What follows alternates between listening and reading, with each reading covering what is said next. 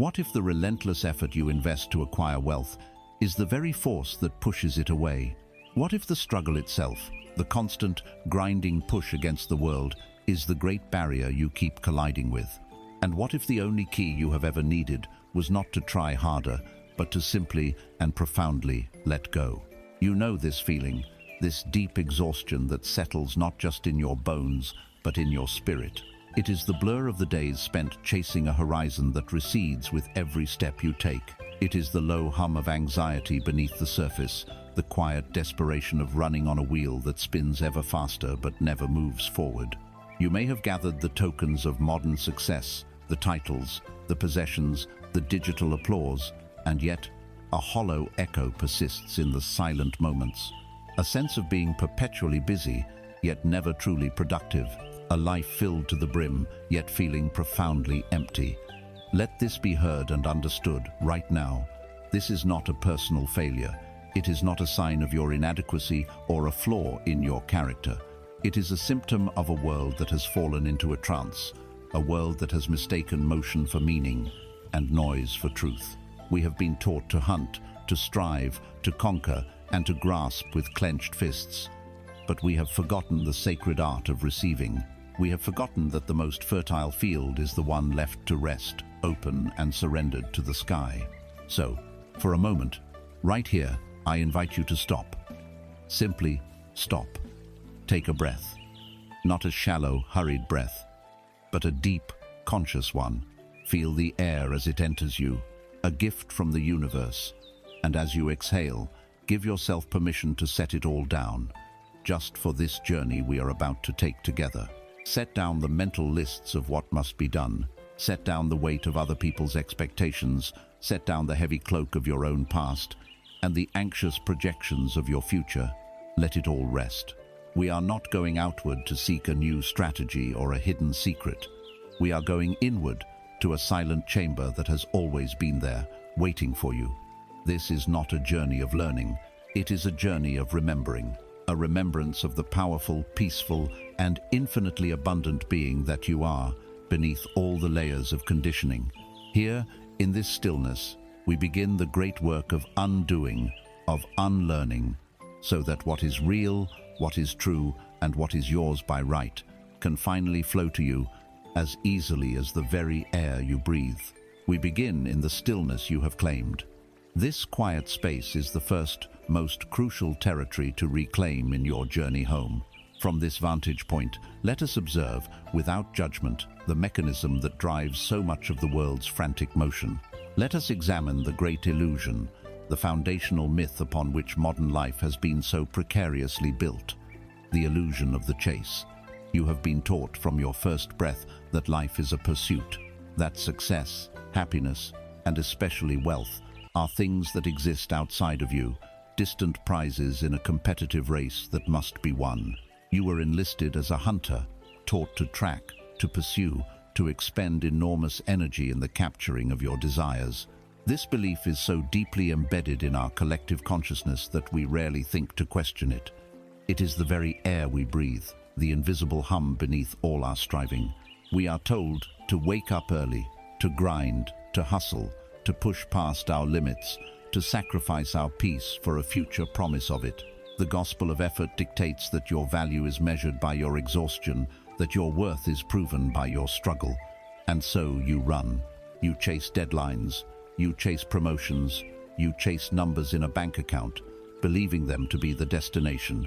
You run on a wheel of your own making, a finely crafted device of perpetual motion, adorned with the reassuring labels of ambition and responsibility. The scenery never changes, but the speed increases, and the effort required to simply stay upright becomes immense. This programming is not your fault. It is an inherited blueprint, a survival strategy passed down through generations that faced genuine scarcity. For them, the equation was simple: no work, no food. To rest was to risk extinction. That ancestral fear still echoes in your DNA, a primal drumbeat urging you to keep moving, lest you be left behind. But the world has changed. For many of us, the immediate threat of survival has receded, yet the frantic energy remains. The program continues to run, long after its purpose has expired. It has mutated from a tool of survival into a cage of the soul. Society reinforces this cage at every turn. It celebrates the sleepless entrepreneur, the workaholic, the one who sacrifices all for the climb. It creates a subtle but pervasive sense of shame around rest, around stillness, around simply being. If you are not actively chasing something, you are seen as lazy, as unambitious, as failing. And so, the chase becomes your identity. You are a chaser. It is what you do. You tell yourself, this is the only way. You believe the tension in your shoulders is the feeling of responsibility. You mistake the constant, low-grade anxiety for the price of success. You have been running for so long, you have forgotten that it is possible to stand still. And here lies the great inner conflict, the silent war that wages within you and millions like you. There is a part of you, a deep and ancient part of your soul, that yearns for stillness. It whispers to you in the dead of night, in the brief moments between tasks. It begs for silence, for space, for a chance to breathe. It knows, with a certainty that defies logic, that your true nature is peace. It craves the simple joy of a sunset, the unhurried rhythm of a walk, the deep connection of a conversation without a clock. This is the voice of your being. But then, there is the other voice, the voice of the chase. It is loud, insistent, and armed with the powerful weapons of fear and guilt. It is the inner taskmaster, the drill sergeant of the mind. As soon as your soul asks for rest, the taskmaster barks its familiar commands. You don't have time for this. If you stop, you will fall behind. Look at everyone else. They are still running. What if you miss an opportunity? What if you fail? What if you end up with nothing? This voice paints a terrifying picture of lack and irrelevance, a future of destitution that can only be avoided by more effort, more speed, more struggle. And so you are torn. You live in a state of perpetual civil war. Your spirit pulls you toward peace, while your conditioning shoves you back onto the racetrack. This conflict is the source of the burnout you feel. It is the grinding of gears within your psyche, consuming your life force, leaving you depleted, irritable, and disconnected, even when you are surrounded by the very things you have worked so hard to acquire. The chase promises a feast, but by the time you arrive, you are too exhausted to taste the food. Now, from this quiet place, let us introduce a new truth, a radical and liberating possibility. What if the core premise of the chase is fundamentally flawed? What if wealth, in all its forms, is not an animal to be hunted, but a tide to be met? What if it is not something you seize, but something you allow? Consider a river. You cannot capture a river. You cannot put it in a box or force it to bend to your will through sheer effort. To fight against the current is to guarantee exhaustion and defeat. But you can learn its nature. You can respect its power. You can step into it and let it carry you. This is the nature of abundance. It is a current in the universe, an ever-present flow of energy, creativity, and resources. The immense effort you expend in the chase, the frantic paddling against a phantom current, is precisely what churns the water and creates resistance. Your very struggle signals to the universe that you are in a state of lack. Your frantic energy of, "I must get it," is a vibrational match to the experience of, "I do not have it." The universe, as a perfect mirror, simply reflects your energetic state back to you. Thus, the harder you chase, the faster your desired outcome flees. The core message is this: true wealth is not caught, it is allowed. It is not conquered, it is surrendered to. It is the natural consequence of aligning yourself with the universal current of well-being, instead of fighting it. It is a shift from doing to being, from grasping to receiving, from hunting to hosting. This is a profound shift, and it will not happen overnight. The habit of the chase is strong, so we do not begin by fighting it. We begin, as with all things on this path, with gentle awareness. Here is your only practice for now. For the next day, or even the next hour, do nothing to change your behavior. Simply become a curious observer of your own body. As you go about your day, whenever you think about your work, your career, your finances, or a goal you are striving for, bring your attention inward. Notice what is happening in your jaw. Is it clenched? What about your shoulders? Are they creeping up toward your ears? Feel your chest, your stomach. Is there a tightness, a knot of tension? Do not judge it. Do not try to force it to relax. Your only task is to notice. Ah, there it is, the feeling of the chase. By simply observing the physical sensation, you create a space between the stimulus, the thought of work, and your automatic response, the tensing of your body. In that space, freedom is born. You begin to realize that the tension is not you. It is a program you are running, and any program can be changed. You are not renouncing your ambition. You are not condemning your desire for a better life. You are simply beginning to see that the path you have been told to run is in fact a circle. And recognizing the illusion is the first and most powerful step towards stepping out of it. The horizon you have been chasing is not in front of you, it is within you, waiting to be revealed. Having recognized the physical tension of the chase, you have taken the first step out of the trance. You have brought a flicker of light into a previously unconscious pattern. Now, we must ask the deeper question: why do we run? What is the engine that powers this exhausting pursuit? The chase is merely a symptom, a feverish expression of a deeper, internal condition. To understand it, we must go beneath the surface of our daily actions and examine the very architecture of our reality. Imagine that your life is a house. The job, the relationships, the bank account, these are the furniture, the paint on the walls, the view from the window. We spend our lives rearranging this furniture, repainting the walls, hoping to feel better, more secure, more at home. But what if the persistent feeling of unease, the cracks that keep appearing in the walls, the subtle draft of anxiety that never leaves, do not come from the decorations? What if they come from the foundation itself? What if the house of your life was built upon a faulty blueprint, a design based not on expansion and abundance, but on limitation and lack? This is the architecture of inner poverty. It is a subconscious framework of beliefs, a set of silent, powerful assumptions that were handed to you long before you knew how to choose. This blueprint was not drafted in a single moment. It was sketched over years, drawn with the invisible ink of your earliest experiences. Think back, not with blame, but with the compassionate curiosity of an archaeologist. Remember the hushed, tense conversations about bills you overheard as a child. Remember the phrase, "Money doesn't grow on trees," spoken with a sigh of weary resignation. Remember the feeling that to ask for something was to be a burden, that your desires were an inconvenience. These moments were the first lines drawn on your blueprint. Each one was a quiet lesson in limitation. Each one whispered a fundamental truth of that world. Resources are scarce, life is a struggle, and wanting is dangerous. This initial sketch was then colored in by society. You were taught that life is a competition, a pyramid where only a few can occupy the top. The news reinforced this with its daily litany of economic crisis, poverty, and conflict, painting a world of perpetual lack. Culture added its own layers, often glorifying struggle as a virtue, suggesting that there is a certain nobility in suffering and something inherently suspicious or soulless about ease and wealth. This scarcity blueprint becomes your unquestioned reality. It is a filter that colors every perception, every decision, every opportunity. It operates silently in the background of your mind, an operating system of not enough. It is the reason why, when faced with an opportunity, your first thought is of risk, not reward.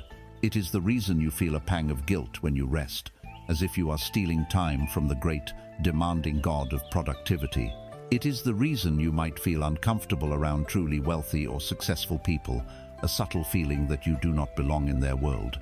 This blueprint is an invisible fence, defining the boundaries of what you believe is possible for you.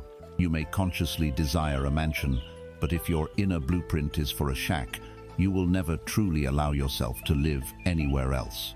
Your mind, in its relentless effort to protect you and maintain consistency, will always guide you back to the familiar territory of your inner design. This architecture of poverty is the unseen source of the chase. You run because your foundation tells you that you are fundamentally lacking, and you must therefore run to find the missing pieces. You chase because your blueprint insists that abundance is out there, separate from you, something you must earn through frantic effort, rather than something that flows from your very being. This creates the most painful and confusing of inner conflicts, the war between what you desire and what you believe you deserve. There is a part of you, your essential self, that knows its own infinite worth.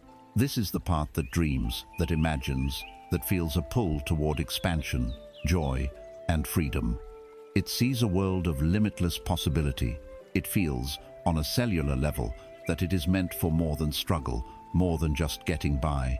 This is the voice of your spirit. But when this voice speaks, the scarcity blueprint activates its powerful veto. Your spirit says, "I desire a life of ease and creative freedom." The blueprint immediately counters with a flood of doubt. Who are you to ask for that? Look at your past failures. You're not smart enough, not lucky enough, not worthy enough. Be realistic. Settle down.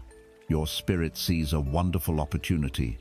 The blueprint whispers, "It's too good to be true. There must be a catch. You'll probably mess it up anyway." And so you live in a state of profound dissonance. You are driving a car with one foot on the accelerator of conscious desire and the other foot slammed hard on the brake of subconscious limitation. The result is a stalled, lurching journey, full of smoke and noise and immense strain, but very little forward movement. This is the source of self-sabotage. It is why you might get close to a major success, only to have it inexplicably fall apart. It is why you might receive an unexpected sum of money, and then find a dozen unexpected expenses to get rid of it, bringing you right back to your familiar financial set point. It is not bad luck. It is not the universe conspiring against you. It is your outer world faithfully, precisely, and impersonally conforming to the design of your inner blueprint. Herein lies the most important truth you will ever learn on this path. Your outer world is a mirror. It is a perfect, three-dimensional reflection of your inner architecture. You cannot fix a cracked foundation by remodeling the kitchen. You cannot create lasting outer wealth while operating from an inner blueprint of poverty. The universe does not give you what you want, it gives you what you are. It matches the vibration of your deepest, most dominant beliefs, not the fleeting wishes of your conscious mind. Now, this truth can feel heavy at first. It can feel like blame. But look closer. See the incredible liberation hidden within it. If your reality is a reflection of an inner blueprint, and that blueprint is within you, then the power to change everything is also within you. You are not a victim of circumstance. You are the architect who has forgotten their own power.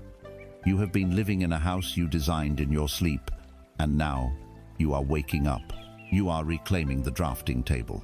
So how do we begin this work of redesign? Not with a sledgehammer, but with a gentle light of awareness. Here is your practice. Take out a piece of paper. At the top, write, "Beliefs I have been taught." Then sit quietly and allow one belief about money, wealth, or success that you carry to surface. Do not dig for it. Just let one float up. Perhaps it is, making money is hard, or rich people are greedy, or there's never enough to go around, or I don't deserve to have more than my parents did. Whatever it is, write it down. Now, look at that sentence on the paper. See it. It is a collection of words, of symbols. For years, this sentence has lived inside you, masquerading as an absolute truth, as a fundamental law of the universe. But now, you see it for what it is. It is not truth. It is a line of code. It is a rule in a game you didn't know you were playing. It is a single cracked brick in your foundation. By writing it down, you have taken it from inside you and placed it outside of you. You have shifted from identifying with it to observing it. You have begun the sacred process of distinguishing your true self from your conditioning. This single act of conscious observation is the start of your architectural redesign. You are the architect, and today you have begun to draw a new blueprint. You have stood before the blueprint of your inner world, recognizing the architecture of lack that was built without your consent. Now, we must examine the materials used in its construction, the very bricks and mortar that give this faulty design its strength and seeming permanence. The most powerful of these materials is the past. Your history, your story, is the substance from which you build your present reality. We carry it with us everywhere, not as a light and useful reference, but as an immense weight upon our backs. Imagine you are on a journey, and from the very start, you were given a backpack. Throughout your life, you have been diligently collecting stones and placing them inside. The sharp, jagged stones of your failures, your hurts, your embarrassments, and the smooth, heavy, polished stones of your successes, your victories, your moments of pride. You have carried this backpack for so long that you have forgotten it is even there. Its weight has become your normal. The strain in your shoulders feels like life itself. You believe this collection of stones is you. It is your identity, your story, your proof of existence. But it is only weight. And this weight, this clinging to what has been, is what holds the architecture of poverty firmly in place. Let us first look at the most obvious burden, the sharp stones of failure. Your mind, in its desire to protect you, replays these memories with painstaking detail.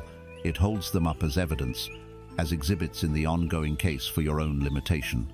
It whispers, "Remember that time you failed. Remember the shame, the loss. Let us not risk that again." And so, a past event becomes a present-day cage. A business that did not succeed 10 years ago dictates the risks you refuse to take today. A relationship that ended in pain informs the love you refuse to let in now. A foolish mistake made in your youth becomes the justification for a lifetime of playing small. We cling to these failures, believing they are valuable lessons. And while they can be, they more often become identities. You stop seeing it as an experience of failure I had, and begin to believe I am a failure. The event, long dead and gone, becomes a living ghost that haunts the hallways of your mind, ensuring that the future will look very much like the past. Each time you replay a memory of failure, you reactivate its emotional charge. You pour your precious, present moment energy into a dead container. It is a form of energetic debt that you pay over and over, with the currency of your own life force, for a transaction that is long since finished. You are chaining yourself to a corpse and calling it caution, but there is a more subtle and perhaps even heavier burden we carry. It is the polished, gleaming stones of our past successes. This is yesterday's gold.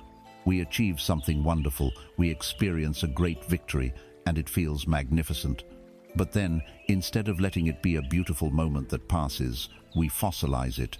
We make it the centerpiece of our identity. We become the man who closed that big deal, or the woman who won that award. We define ourselves by a past peak. This gleaming trophy becomes a terrible weight.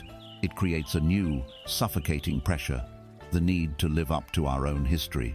We become afraid to try new things, because what if we are not as good? What if we fail and tarnish the pristine memory of that past glory? The old success becomes a cage that prevents new, potentially greater successes from being born. We are so busy polishing yesterday's gold that our hands are not free to dig for new diamonds. This attachment also poisons the present. We compare every current experience to that golden age, and the present moment almost always falls short.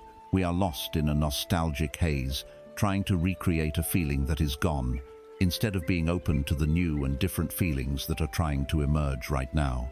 That past success, once a symbol of freedom and power, has become a monument we are afraid to leave, a beautiful prison of our own making. Both the stones of failure and the stones of success serve the same purpose. They keep you anchored to a version of yourself that no longer exists. They keep you defined, limited, and predictable. They are the heavy, solid proof your scarcity blueprint needs to argue that change is impossible. And so we arrive at the heart of the matter. The universe is a ceaseless flow of creation, a river of infinite possibility. Abundance, wealth, and joy are not static objects to be acquired and stored. They are experiences that are part of this ever-moving current. To receive what this flow has to offer, you must be available to it. You must have open hands. Now, feel your own hands. Clench them into tight fists. Imagine that in your right hand, you are holding the jagged stone of your greatest regret. Feel its sharp edges digging into your palm. In your left hand, you are holding the heavy, smooth stone of your proudest moment. Feel its dense, unyielding weight. Your fists are clenched, knuckles white, protecting and preserving these artifacts of your past.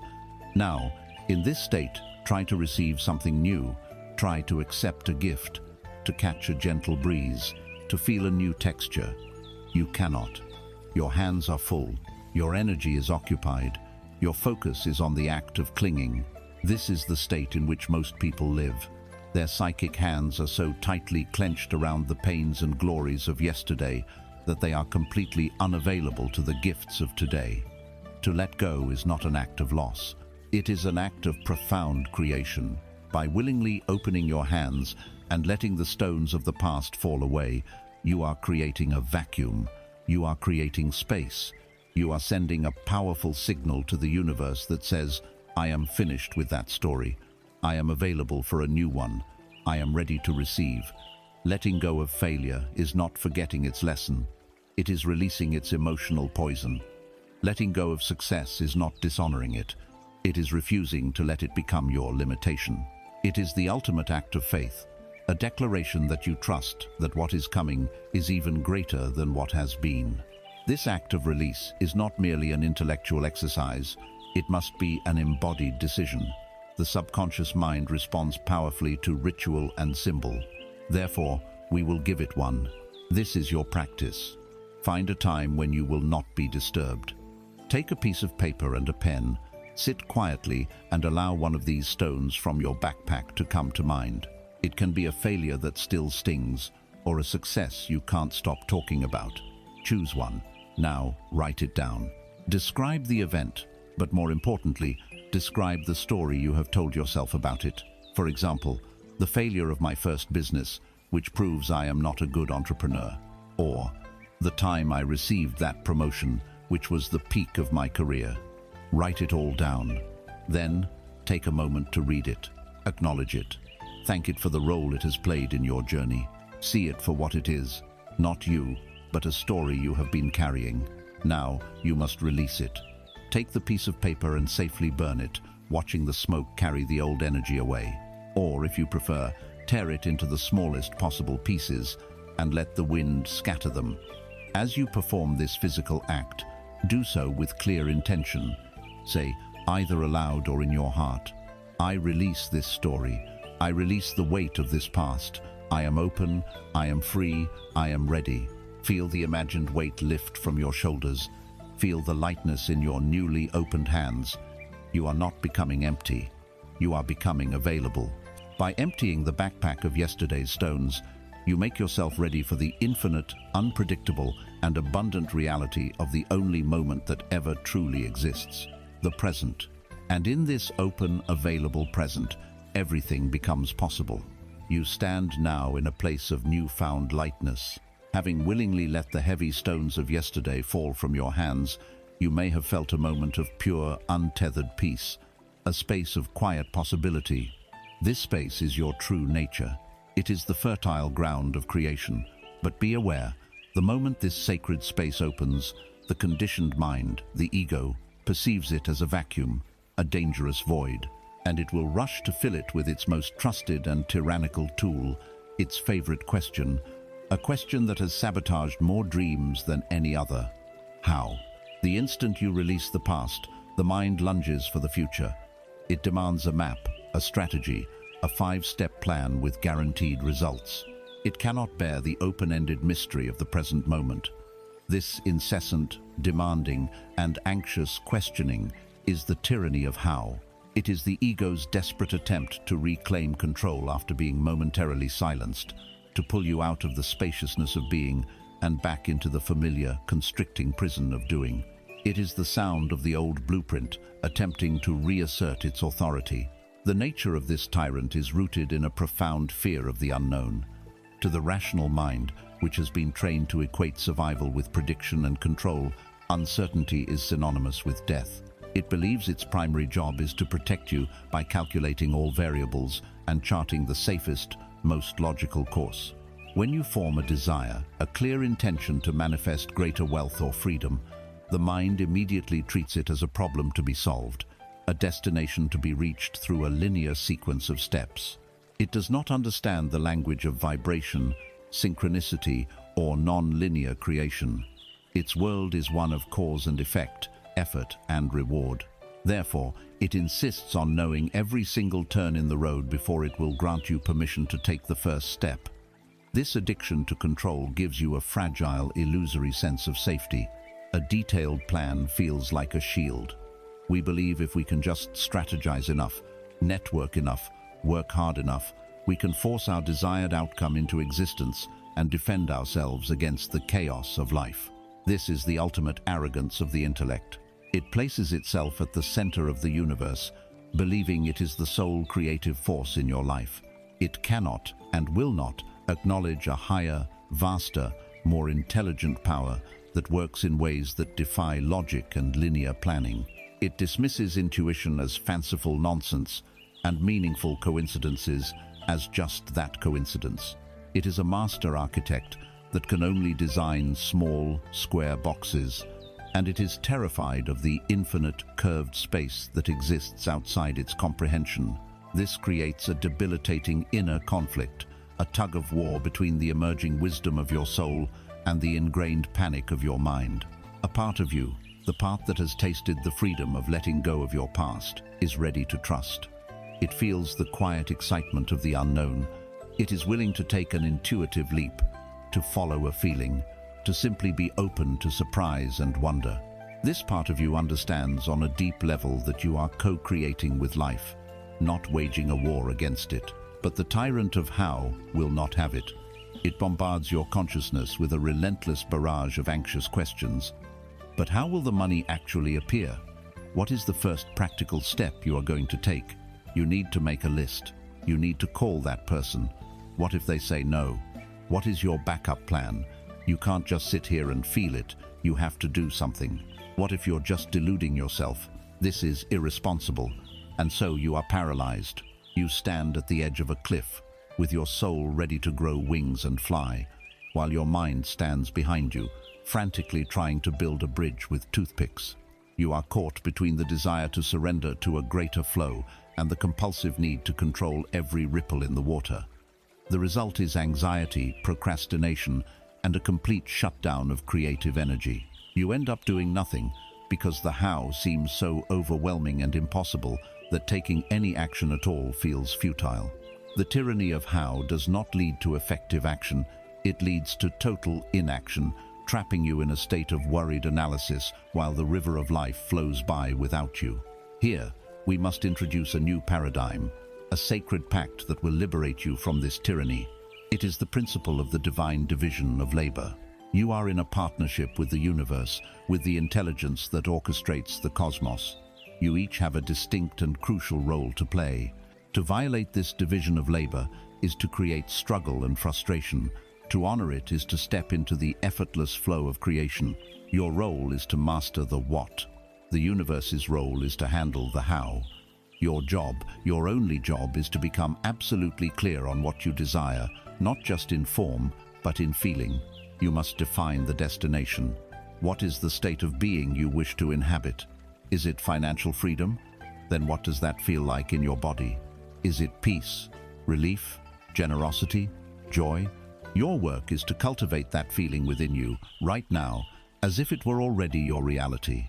You are to be the lighthouse, standing firm on your shore, shining the brilliant light of your fulfilled desire out into the cosmos.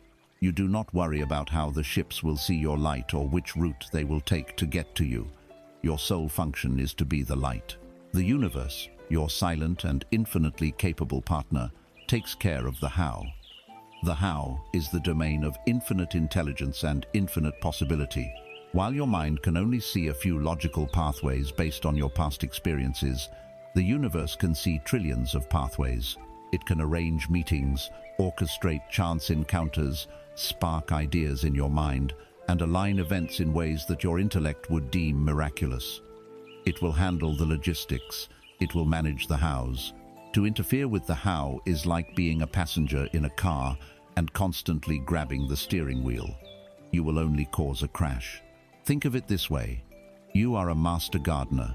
Your job is to choose the seed you wish to grow. This is your what.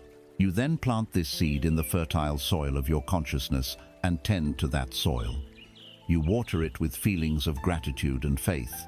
You ensure it gets the sunlight of your focused attention. You do not, however, dig up the seed every day to check how it is growing. You do not yell at it or try to stretch its stem with your fingers. You trust the innate intelligence of life itself to handle the miraculous process of germination and growth. You trust the how.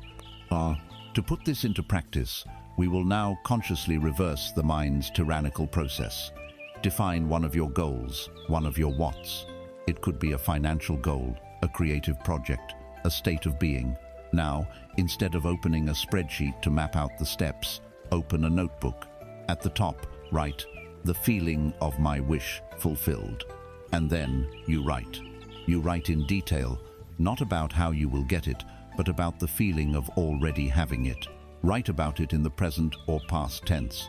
It feels so peaceful to look at my bank account and see a number that represents absolute security. I feel a lightness in my chest. I remember the joy I felt when I was able to generously help a loved one without a second thought. I feel so creative and free, knowing that all my needs are met. Spend 5 minutes a day living in the reality of this description. Feel it in your body. Let it be your dominant emotional state. This is not delusion. This is calibration. You are tuning your energetic frequency to become a vibrational match for the reality you desire. You are ceasing your frantic chase and are instead becoming a powerful, irresistible magnet. Releasing your grip on the how is the ultimate act of power and trust. You are declaring that you are no longer a struggling micromanager, but a conscious creator, in partnership with a universe that is ready and willing to handle all the details. Your only task is to hold the vision and let life itself choreograph the beautiful, surprising dance of its unfolding. You have taken a profound step. By releasing the tyrannical need to know how, you have withdrawn your energy from the frantic management of the external world and brought it back home to the inner realm of what you desire to feel and be. This is the great pivot point. But a crucial question naturally arises. Why does this work?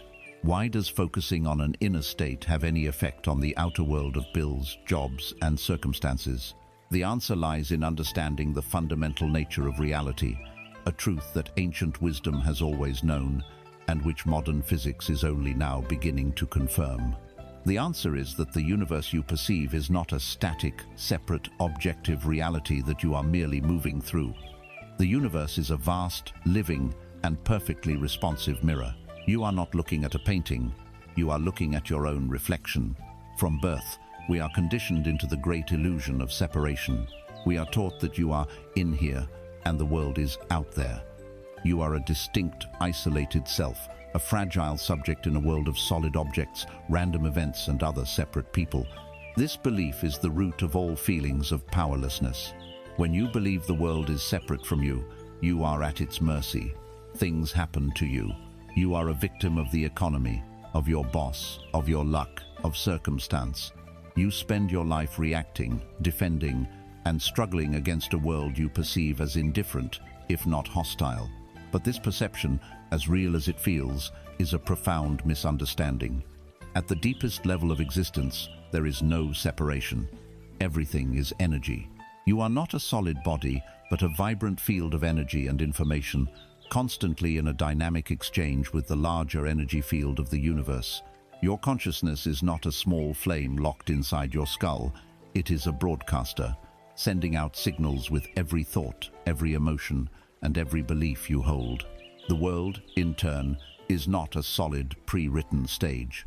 It is a quantum field of infinite possibility, constantly collapsing into definite experience in response to the signals it receives. The most powerful signal it responds to is yours. This means reality is not a monologue you are forced to listen to. It is a dialogue you have been participating in from your very first breath. This understanding forces a radical shift, leading us directly into the heart of a great inner conflict, the choice between being a victim or being a creator.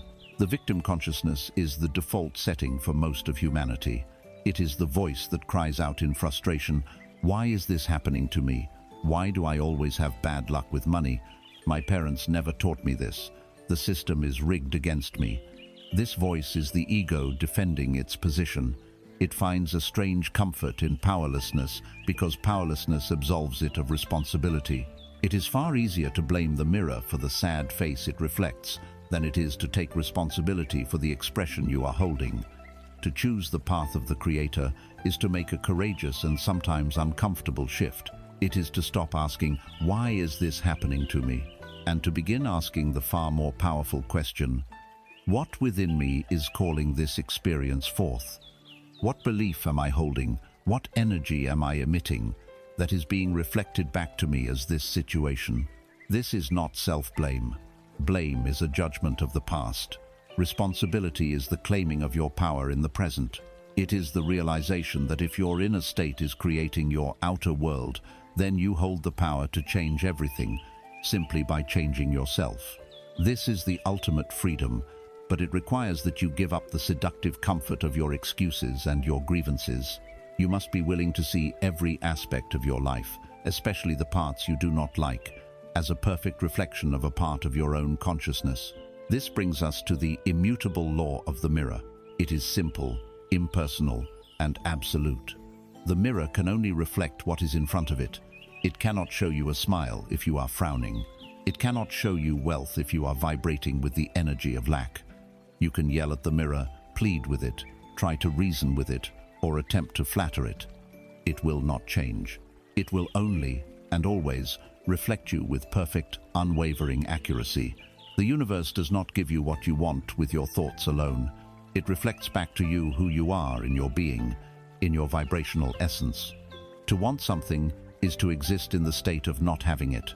The feeling of, "I want wealth," is a powerful signal of, "I lack wealth." And the mirror of the universe faithfully reflects this state of lack back to you in the form of more experiences of lack. This is why the chase is futile. This is why positive thinking alone often fails. You cannot stand before the mirror frowning while trying to think happy thoughts and expect to see a smile. You must become the smile. You must become wealth. You must become peace. You must become love.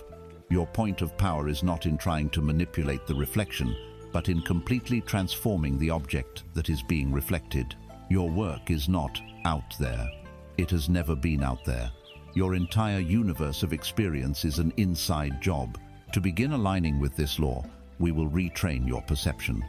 Your mind has been expertly trained for years to find evidence that supports your scarcity blueprint. It constantly scans your reality for proof of lack, limitation, and problems. We will now give it a new job. You will start an evidence journal or a proof of abundance journal. Each day, your only task is to find and write down just one piece of evidence that the universe is abundant and that it is supporting you. At first, your mind may resist, but look for the small things. Did a friend buy you a coffee? That is the universe providing for you through another person. Did you find a perfect parking spot right at the front? That is the universe clearing a path for you. Did a beautiful song come on the radio just when you needed it? That is an energetic gift. Did you have a creative idea? That is abundance flowing through you. A coin found on the street, an unexpected discount, a sincere compliment from a stranger. The sheer, breathtaking beauty of a cloud in the sky, these are not random, meaningless events. They are winks from the mirror. They are small reflections of the ever-present abundance you have previously been too busy to notice. By consciously gathering this evidence, you are training your mind to see a new reality. You are beginning to look for proof of your new, abundant blueprint. And what you look for, you will always find. You are not trying to convince a stubborn universe to be good to you. You are simply turning from a frown to a smile with the calm, unshakable certainty that the mirror has no choice but to smile back. You now understand the fundamental law of reality.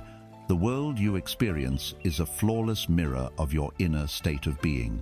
You have begun the work of observing your own reflection, of taking responsibility for the image you are projecting. This naturally leads to the most vital question of all. How then do I cultivate an inner state worthy of the magnificent reality I wish to experience? How do I become the person who is the vibrational match to peace, to joy, to effortless abundance? The answer does not begin with a new action, a new strategy, or a new affirmation. It begins with its polar opposite. It begins with the cessation of all doing. It begins with a currency that has become almost priceless in our modern world. It begins with stillness. Stillness is the master key. It is the act of allowing the turbulent waters of your mind, churned by the winds of fear, desire, and distraction, to finally become calm, so that they might for once reflect the clarity of the sky above. Without stillness, all other practices are merely more agitation on the surface of the lake. We live in a world that is profoundly, pathologically afraid of silence.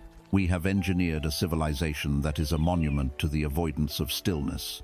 From the moment you wake to the moment you sleep, you are invited into a relentless cascade of noise. The phone by your bedside immediately offers you an endless scroll of opinions, tragedies, and curated perfection. The commute is filled with podcasts and talk radio. The office hums with a baseline of manufactured urgency. Even leisure is saturated with noise binge-watching series, streaming music, the constant chatter of social media. We have become so accustomed to this wall of sound that its absence feels jarring, even threatening. We have become addicts, and our drug is distraction. But what is it that we are so desperately running from? What is the great beast that lurks in the quiet moments, the monster we are so determined to keep at bay with our endless stream of stimulation? The beast is ourselves. In the silence, there is nowhere to hide from the feelings we have suppressed. The loneliness we mask with social feeds, the anxiety we drown out with entertainment, the grief we numb with busyness, the profound boredom that points to a life lacking in true meaning, all of it begins to surface when the noise stops. Stillness is an intimate encounter with the truth of your own inner world, and for many, that is the most terrifying encounter of all. We have come to misunderstand stillness as emptiness, as a void. Our society equates value with activity, worth with productivity. To be still is to be lazy, to be unproductive, to be failing. But this is a profound inversion of the truth. Stillness is not empty. It is receptive. It is the most potent and productive state of being you can possibly cultivate. This cultural fear creates a deep inner conflict. There is a part of your soul, your true self, that is gasping for air. It is suffocating under the crushing weight of constant input. It craves silence the way a starving person craves food. It knows, with a quiet, unshakable certainty, that its wisdom, its guidance, and its peace can only be found in the spaces between the noise. It yearns for the clarity of a quiet mind, but then there is the conditioned ego, the restless addict. The moment you even consider being still, it panics. It becomes fidgety, agitated. The instant you sit in a quiet room, your mind erupts in a rebellion. It floods you with 1,000 trivial tasks for your to-do list. It replays arguments from last week. It constructs elaborate worries about next month. It generates an almost unbearable physical urge to just check your email, to just look at your phone, to do anything other than sit here in this terrifying, empty silence. This restlessness is a withdrawal symptom. Your nervous system, so used to being perpetually activated, does not know how to handle the sudden absence of its drug. This ongoing battle between your soul's need for peace and your ego's addiction to distraction is where your creative power is squandered. It leaves your consciousness fragmented, your attention span shattered, and your connection to your own intuition almost completely severed. You cannot hear the subtle whispers of the universe if you are living inside a constant hurricane of noise. Let us now reclaim the truth. Imagine your mind is a lake. When you are lost in the chase, in worry, in constant distraction, the surface of this lake is turbulent, whipped into a frenzy by the winds of your chaotic thoughts. A lake in this state can reflect nothing but its own agitation. It cannot reflect the sky, the sun, the moon. It is trapped in a closed loop of its own turmoil. Stillness is the act of allowing these winds to die down. As the mind becomes quiet, the waves on the lake begin to subside. The water becomes smooth, placid, like a sheet of dark glass. And only then, in that state of perfect calm, can the lake fulfill its true potential to become a perfect mirror for the vast, star-filled sky. Only then can it reflect the light of a higher intelligence. This is the power of stillness. It is not an absence of something, It is the presence of everything. It is the space where you stop broadcasting your frantic, fearful energy and you become a sensitive receiver for divine guidance. The solution to your most complex problem, the inspiration for your next great venture, the feeling of deep, abiding peace you have been chasing. None of it is found in more thinking or more doing. It is found in the silent space that more thinking and doing has obscured. Stillness is the ultimate currency. In a world drowning in information, clarity is wealth.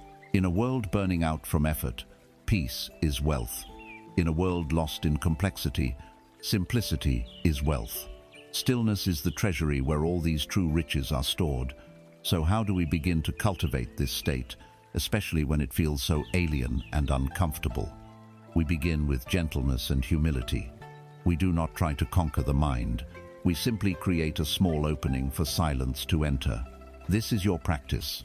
For the next week, find just 5 minutes in your day, perhaps first thing in the morning before you reach for your phone, or sometime in the middle of the day when you can find a quiet space. All you are going to do is sit. You can close your eyes or keep a soft gaze. You are not trying to meditate. You are not trying to stop your thoughts. You are not trying to achieve anything. Your only instruction is this: do nothing. For 5 minutes, you will simply be. Your mind will almost certainly rebel. It will offer you a torrent of thoughts. This is normal. This is expected. Do not fight them. Do not engage with them. Simply observe them, as if they were clouds passing in the sky. Acknowledge them. A thought about work. A worry, and let them drift by, always returning your gentle awareness to the simple fact of your own silent presence. The goal is not to have an empty mind. The goal is to not be swept away by the mind's activity. You are practicing being the calm, silent sky, not the fleeting clouds. This practice is a radical act of self-love. You are declaring that you are worthy of 5 minutes of peace. You are honoring your own being above all your doing. You are creating a quiet sanctuary within yourself, a space where, in time, you will come to hear the soft, guiding voice of the universe, which has been speaking to you all along. As you continue to practice the currency of stillness, as you allow yourself these precious moments of quiet, you will begin to notice something remarkable. The incessant chatter of the mind, the storm of worries and plans, may begin to subside. It does not vanish entirely, but its power diminishes. And in the space created by the receding noise, you will encounter a new territory. At first, this territory may feel like nothing at all, a gap, an emptiness, a void. The conditioned mind, the ego, has a name for this space. It calls it loneliness, boredom, or purposelessness. It labels it as a problem to be solved, an emptiness that must be immediately filled. It recoils from this space, for the ego defines itself by doing, by thinking, by having. And in this quiet space, there is nothing to do, nothing to think, nothing to have. But what if this void, this seeming nothingness, is not an enemy? What if it is not a sign that you are lost, but a sign that you have finally arrived at the very crucible of creation? Today, we learn not to flee from this space, but to embrace it as the sacred void. The fear of this void, this in-between state, is one of the most profound fears in the human experience. It is the feeling of having let go of one trapeze bar while the next one has not yet swung into reach. You have left the old job, the old relationship, the old identity, but the new has not yet materialized. You are in limbo. Our society offers no validation for this sacred pause. It celebrates the departure and the arrival, but it has no patience for the journey through the wilderness. If you are not actively striving, you are seen as stagnant. If you do not have a 5-year plan, you are seen as directionless. This external pressure magnifies a deep internal panic. The ego, your inner project manager, interprets this void as catastrophic failure. It screams, "You see, you let go of that certainty, and now there is nothing. You made a terrible mistake. You are falling through empty space." It equates this stillness with death, this emptiness with the end of all possibility. This panic creates an almost unbearable pressure to do something, anything, just to fill the void. It is in this state of panic that we make our worst decisions. We jump back into a similar soul-crushing job, We rush into another unhealthy relationship. We grasp at the first, flimsy opportunity that appears, not because it is right, but because it offers an escape from the profound discomfort of not knowing. This precipitates a fierce inner conflict, a battle between primal panic and emerging faith. The voice of panic is loud and shrill. It is the ego fighting for its own survival, for it cannot exist without a definition, a plan, a problem to solve. It cries, "Go back. At least the old prison was familiar. At least you knew the shape of your chains." This emptiness is unbearable. It will dredge up every insecurity you have, projecting terrifying futures of destitution and loneliness. It demands action for the sake of feeling busy, movement for the sake of feeling alive, even if the movement is just running in circles. But underneath this noise, there is another voice. It is a quiet whisper, the voice of your deeper, intuitive self. This voice is not afraid of the void. It senses, with a wisdom that transcends logic, that this fallow period is not just necessary, but holy. It recognizes the void not as an absence, but as a presence, the presence of pure potential. It whispers, "Be still, trust. Something is happening in the unseen. You are being remade." Your days become a tug of war between these two forces. You may wake with a sense of calm trust, only to be ambushed by waves of raw panic by mid-afternoon. The temptation to abandon the process and grasp for a quick fix will be immense. This is the great test of faith on the journey. Here, we must radically reframe our understanding of this space. We must see it not as the tomb, but as the womb. The void is not the place where life ends. It is the sacred darkness from which all new life begins. Every galaxy, every star, every work of art, and every living being on this planet was born from a space of quiet, dark, mysterious potential. Nature understands this principle perfectly. A farmer knows that a field must be allowed to lie fallow, to rest in seeming emptiness, in order to replenish its nutrients and prepare for a future harvest. A tree willingly sheds every one of its leaves, standing bare and seemingly dead through the cold of winter, because it knows this is how it gathers the strength for the explosive rebirth of spring. And most profoundly, a seed must be buried in the complete darkness of the earth.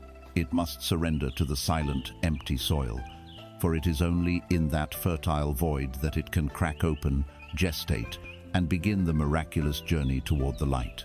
This period of your life is not one of stagnation, it is one of sacred germination. To try and rush this process, to fill the void with frantic, fearful action, is akin to a child digging up a seed every day to see if it has sprouted yet, a process that guarantees it never will. In this void, your energy is being recalibrated, your soul is integrating the lessons of your past. The universe is quietly rearranging the furniture of your life behind the scenes, preparing the stage for your next act. You are gestating a new, more authentic version of yourself. This is not inaction. This is the deepest and most essential action of all. So how do we navigate this sacred but often challenging space? We do so with a simple tool of remembrance, an anchor of faith for when the storms of panic arise. It is a mantra, a statement of truth to hold on to. Whenever you feel lost, afraid, or overwhelmed by the emptiness, you will say to yourself, either silently or aloud, "I am in the fertile void. Something wonderful is being prepared for me." Repeat it slowly. Let the words sink into your being. This is not a hopeful affirmation to trick yourself. It is a statement of fact about the creative process of the universe. You are reminding your frightened ego of the truth that your soul already knows. You are choosing to align with the principle of germination rather than the panic of emptiness. You are choosing trust over terror. This mantra is your lifeline. It is your way of soothing the inner child who is afraid of the dark, reminding them that the darkness is not empty, but full of magic and potential. Learn to honor this period. See it not as a problem you must solve, but as a sacred sabbatical for your soul. You have earned this rest. You have earned this time of quiet integration. It is a profound act of courage and self-worth to be willing to wait in the holy darkness, to trust the unseen process, knowing with a deep and quiet certainty that the dawn is not just a possibility, but an inevitability. You are not lost. You are simply underground, gathering strength before you bloom. You have learned to sit in the sacred void, to trust the holy darkness where the seeds of your new reality are gestating. This is a profound act of surrender. But surrender is not passive. Within this quiet, receptive space, we have a sacred duty to tend the soil, to water the seeds, to create the most fertile possible environment for their growth. So, how do we nurture this unseen process? How do we send a signal from the quiet of the womb to the universe? A signal that we are ready, that we are receptive, and that we are aligned with the frequency of creation. We do this by cultivating the most powerful and transformative energy available to a human being. We do this with gratitude, but not gratitude as you have been taught. Not the polite, reactive thank you that comes after you receive a gift. We are speaking of gratitude as a primary creative force, gratitude as a cause, not an effect. We are speaking of gratitude as the very energetic signature of abundance itself. Our modern world has a deeply flawed understanding of gratitude. We treat it as a conditional reward, a feeling reserved for when things are going well. We tell ourselves, I will be grateful when I finally get that promotion, or I will feel thankful when I have more money in the bank. We position gratitude as the caboose at the end of the train of achievement, rather than the powerful engine that pulls the whole train forward. This conditional approach is reinforced by the mind's default programming. Your mind, for all its brilliance, has been conditioned to be a magnificent problem-finding machine. For the sake of survival, it has evolved to scan your environment with relentless efficiency, looking for threats, dangers, and deficiencies. It is a master of finding what is wrong, what is broken, and what is missing. This is why, in a day filled with 100 small blessings, your attention will be magnetically drawn to the one frustrating event. It is why you can have $1,000 in the bank, but fixate on the $100 bill you lack. This lack scanner operates on autopilot, constantly gathering evidence for the old blueprint of scarcity, reinforcing the feeling that you are perpetually behind, always in a state of not enough-ness. To practice gratitude, then, is a revolutionary act. It is a conscious rebellion against your own biological and cultural conditioning. This rebellion often creates an inner conflict, the struggle between gratitude as a chore and gratitude as an authentic feeling. You may have read that you should keep a gratitude journal, so you sit down, pen in hand, and mechanically list 3 things. I am grateful for my health, my family, my home. Yet, as you write the words, they feel hollow, like a form of self-deception. If you are worried about a health scare, or in conflict with a family member, or stressed about your mortgage, the words can feel like a lie. This can lead to a secondary layer of frustration, a feeling of spiritual failure. I can't even do gratitude right. This happens because we are trying to force a feeling with our intellect, which is impossible. We believe we need a grand Rizuna lottery win, a miraculous healing to trigger the genuine, expansive feeling of thankfulness. The authentic feeling of gratitude is unmistakable. It is a warm, peaceful, opening sensation in the center of your chest. It is a feeling of being held, supported, and provided for. It is a quiet, profound sense of fullness. The conflict is born from the belief that you must wait for a big external event to produce this internal feeling.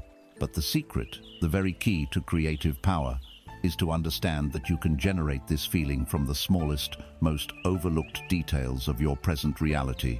Here we arrive at the core truth of this practice. Gratitude is the tuning fork of the universe. Imagine reality as a cosmic radio, constantly broadcasting an infinite number of stations on an infinite number of frequencies. There is a frequency for lack, struggle, and frustration. There is a frequency for joy, for connection, for peace, and for effortless abundance. Your emotional state is the dial on your radio.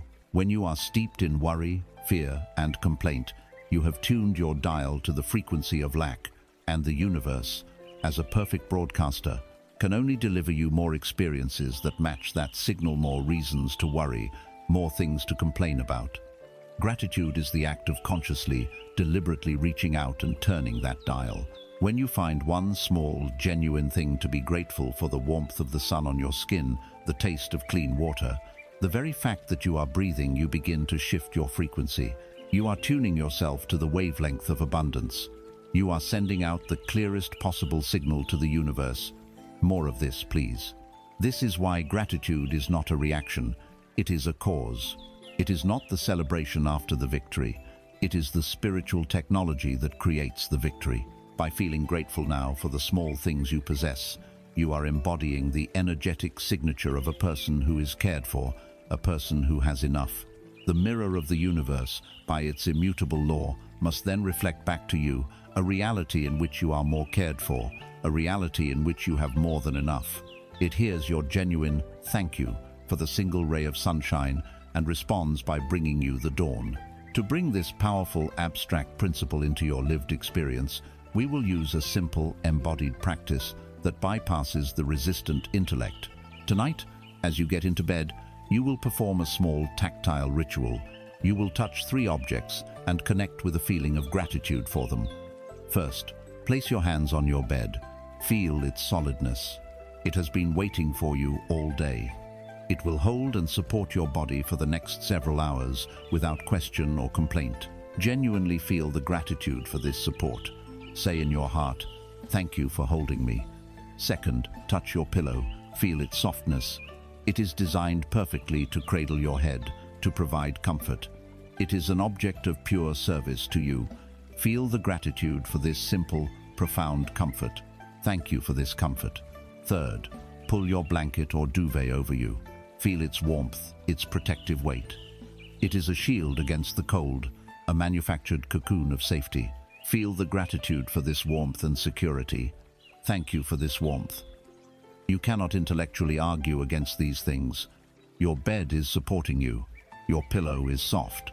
Your blanket is warm. By connecting with the physical, undeniable reality of this present moment support, you are generating the authentic, embodied feeling of gratitude. You are training your nervous system, not just your mind, to recognize that even in the midst of uncertainty, you are profoundly supported. This simple act is an atomic bomb of creative power. You are ending your day not by scanning for what you lack, but by marinating in the feeling of what you have. You are tuning your radio to the frequency of abundance as you drift into the creative realm of sleep. Gratitude is not a moral obligation. It is your most direct and potent tool for creation. It is the language the universe waits to hear. It is how you water the fertile void and command your future into being. You are learning the sacred mechanics of creation. You have begun to release the past, to surrender the need to control the future, to stand in the fertile void, and to tune your very being to the frequency of abundance through the power of gratitude. You are preparing your inner world to become a perfect chalice, ready to receive. But it is vital that we become conscious of what we are asking to receive. When you think of the word wealth, what is the first image that comes to your mind? For almost everyone, it is an image of money. Piles of cash, a number on a screen, the things that money can buy. We have been so deeply conditioned to equate wealth with currency that we have forgotten its true, expansive meaning. Today, we must shatter this idol. We must understand that this narrow, one-dimensional definition of wealth may be the very constriction that is limiting the flow of all abundance into your life. You are asking the universe for a river, but you are only prepared to receive it through a single narrow straw. Our society has performed a great and tragic act of reduction. It has taken the vast, vibrant, multifaceted concept of a rich life and collapsed it into a single, sterile metric: your net worth. Money, which was designed to be a simple tool of exchange, a servant to facilitate the flow of life, has been elevated to the status of a god. It has become the ultimate proxy for success, for freedom, for happiness, and even for self-worth. In this new religion of the balance sheet, we are taught to make human sacrifices at its altar. We are encouraged to sacrifice our most precious, non-renewable assets: our time, our health, our relationships, our inner peace in the relentless pursuit of this one symbol. The logic is a grand, seductive lie. Suffer now, live later, accumulate enough money, and then you can buy back your time, your health, and your happiness. But this is a fool's bargain. You cannot buy back the decade you missed with your family. You cannot purchase the feeling of vibrant, youthful energy after you have burned out your body with stress. You cannot pay a fee to a guru to install genuine inner peace after a lifetime of anxiety. To focus solely on the accumulation of money is to chase a shadow. Money is a symbol of value, but it is not value itself. It is a consequence of living in a wealthy state of being, not the source of it. By chasing the symbol, we ignore the substance, and we end up with a life that is financially full but spiritually and experientially bankrupt. This fixation on a single metric creates a deep and painful conflict between the quiet yearning of your soul and the loud demands of your conditioned mind. Your soul, your essential self, has its own definition of wealth. For the soul, wealth is waking up in the morning feeling peaceful and excited for the day ahead. It is the richness of having time to think, time to create, time to walk in nature, time to do nothing at all. It is the wealth of a body that is strong, healthy, and filled with vibrant energy. It is the immeasurable treasure of deep, authentic, loving relationships. It is the fortune of creative expression, of losing yourself in a passion that makes you feel alive. This is the holistic, experiential wealth that your deepest being craves. The conditioned mind, however, is not interested in these things because it cannot easily count them. The mind is a calculator, not a poet. It can quantify dollars and cents with perfect precision, but it struggles to assign a value to a sunset or a heartfelt conversation. And so, in its obsession with what is measurable, it ignores what is essential. It creates a life plan based on a spreadsheet, not on a feeling. It relentlessly drives you to fill a bank account while your soul is quietly starving to death. This is the central tragedy of the modern successful person. They climb the ladder with ruthless efficiency, only to discover at the very top that it was leaning against the wrong building. They have all the money they were told would make them happy, yet they are haunted by a profound sense of emptiness, disconnection, and regret. They won the game, but they lost themselves. Here, we must introduce a new, liberating definition. True wealth is not a noun. It is a state of being. It is the richness of your total life experience. Imagine it as a great, flowing river system. This majestic river of true, holistic wealth has many powerful tributaries that feed it. One of those tributaries is the flow of money, but there are others, equally vital. There is the tributary of vibrant health, bringing energy and vitality. There is the tributary of deep connection, bringing love and a sense of belonging. There is the tributary of creative flow, bringing inspiration and purpose. There is the tributary of free time, bringing peace and spaciousness. A truly wealthy person is not someone who has dammed up all the other tributaries to force a flood down the single channel of money. That creates a stagnant, unbalanced, and ultimately dead ecosystem. A truly wealthy person is a wise custodian of the entire river system. They understand that if they tend to their health, their relationships, their creativity, and their peace, the entire river becomes stronger, more vibrant, and flows more powerfully. When you live in this state of holistic abundance, money ceases to be a primary goal that you must frantically chase. Instead, it becomes a natural, inevitable, and effortless side effect. It flows to you easily because you are no longer constricting the system. You are no longer living from a place of desperate, one-dimensional lack, but from a place of full, multi-dimensional richness.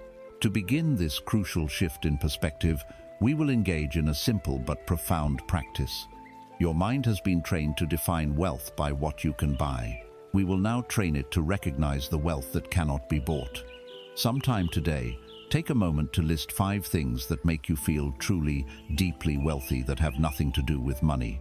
Perhaps it is the feeling of clean sheets when you get into bed.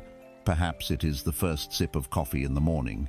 It could be watching a child or a pet play, completely absorbed in the moment. It could be the satisfaction of reading a challenging book that expands your mind, or the feeling of deep connection during a conversation with a friend you trust. It could be the silence of a forest, the sound of rain on the roof, the taste of a fresh piece of fruit. Write them down. Feel the richness in these simple, freely available experiences. This practice begins to recalibrate your internal definition of wealth. It widens your aperture. You start to notice the pervasive abundance that is already woven into the fabric of your life, an abundance you were blind to while you were busy staring at your bank statement. You are not being asked to renounce or demonize money. You are simply being invited to put it back in its rightful place. Money is a wonderful servant.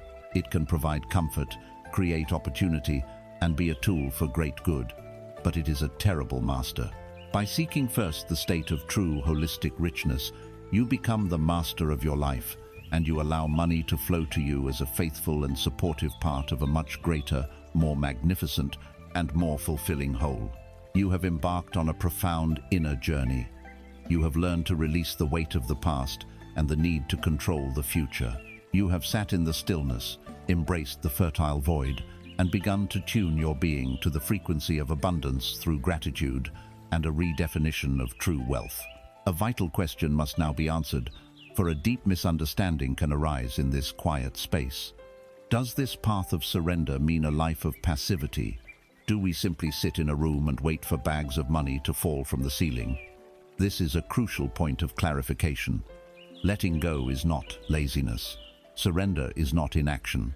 It is, instead, the gateway to a new kind of action, an action so powerful, so effective, and so effortless that it will make your previous striving seem like trying to push a river. We must now learn to distinguish between the frantic energy of forced action and the divine creative power of inspired action. One burns you out, the other sets you on fire with life itself. For most of your life, you have been conditioned to operate on the fuel of forced action. This is the energy of the chase. It is born from a deep, underlying belief in lack and fear. It is the voice that says, "I have to do this, or else I will fail. I must make this call, or else I will miss the opportunity. I have to work these extra hours, or else I will not have enough." Notice the feeling behind these thoughts. It is an energy of contraction, of anxiety, of pushing against a resistant world. When you operate from this place, action feels heavy. It is a grind. It is the feeling of pushing a massive boulder up a steep hill every single day. You may have even come to glorify this feeling, to call it hustle or the grind, believing that this struggle is the very measure of your commitment and your worth. This is the path of burnout. This type of action, born from a vibration of lack, is profoundly inefficient. It is like trying to start a fire with damp green wood. You must expend enormous, exhausting effort. You create a great deal of smoke, frustration, and sputtering, but very little true heat or light. Because you are acting from a place of fear, the mirror of the universe faithfully reflects back to you a reality filled with more reasons to be fearful, more obstacles to overcome, and more resistance to your efforts. You may achieve some of your goals this way, but the cost to your health, your peace, and your spirit is immense. You arrive at your destination too tired to enjoy the view. Now, let us consider an entirely different way of moving through the world. This is the way of inspired action. Inspired action does not arise from a place of lack, but from a place of fullness. It is not born from fear, but from a state of trust, alignment, and connection. You have been preparing the ground for this through your practice of stillness, gratitude, and surrender. Inspired action is the natural consequence of this inner state. It does not feel like a push, it feels like a pull. It is a sudden, clear idea that appears in your quiet mind. It is an intuitive nudge, a gut feeling that you should call a certain person or visit a certain place. It is a wave of creative energy that makes you want to write or build or create. It comes not as a demanding have to, but as an exciting get to. When you act from this place of inspiration, the feeling is one of lightness, of joy, of effortless flow. You are not pushing the boulder uphill. You are riding on top of it as it rolls joyfully down the other side. This is the state artists and athletes call the zone, where you lose all track of time, where work feels like play, and where you feel energized, not drained by the activity. This is the universe seeking to express itself through you. This is action in harmony with the current of life. The results of inspired action are miraculously efficient. This is the spark landing on dry, waiting kindling. With minimal effort, a powerful, brilliant fire is born. When you act on an inspired idea, synchronicities abound. The right person calls you back immediately. An obstacle you were worried about mysteriously resolves itself. You find the exact information you need with ease. This is not magic, it is physics. You are acting from a vibration of trust and abundance, and so the mirror of the universe reflects back to you a reality that is helpful, supportive, and abundant. The journey, then, is a form of spiritual alchemy. You are learning to distinguish between the two fires. You are becoming a connoisseur of your own energy, refusing to fuel your life with the smoky, inefficient fire of damp wood, and learning instead to patiently prepare the kindling so that it is ready for the divine spark. The stillness, the gratitude, the trust you have been cultivating, this is the process of drying the wood. This is not a passive waiting. It is the most crucial part of the process. You cannot receive the spark of inspiration if your being is perpetually soaked in the dampness of worry, control, and frantic doing. You must create the inner quiet and spaciousness for the spark to be seen and felt. And you must learn to trust it when it comes. The nudge of inspired action will not always seem logical to your rational mind. It might be an urge to take a different route home from work, to read a book on a subject you know nothing about, to reach out to an old acquaintance for no apparent reason. These are the threads that the universe offers you. Your job is to recognize them and to pull on them with faith, knowing they are connected to the grand tapestry of your highest good. To make this distinction practical, to begin building this new muscle of discernment, you will use a simple, powerful check-in. Before you take a significant action, before you make that call, send that email, or start that project, pause. Take one deep breath, place a hand on your heart, and ask your inner being a simple question. Is the impulse for this action coming from a place of fear or a place of joy? Is it coming from a feeling of lack or a feeling of fullness? Do not look for an answer in words. Look for the answer in your body. Forced action, born from fear, will feel like a contraction.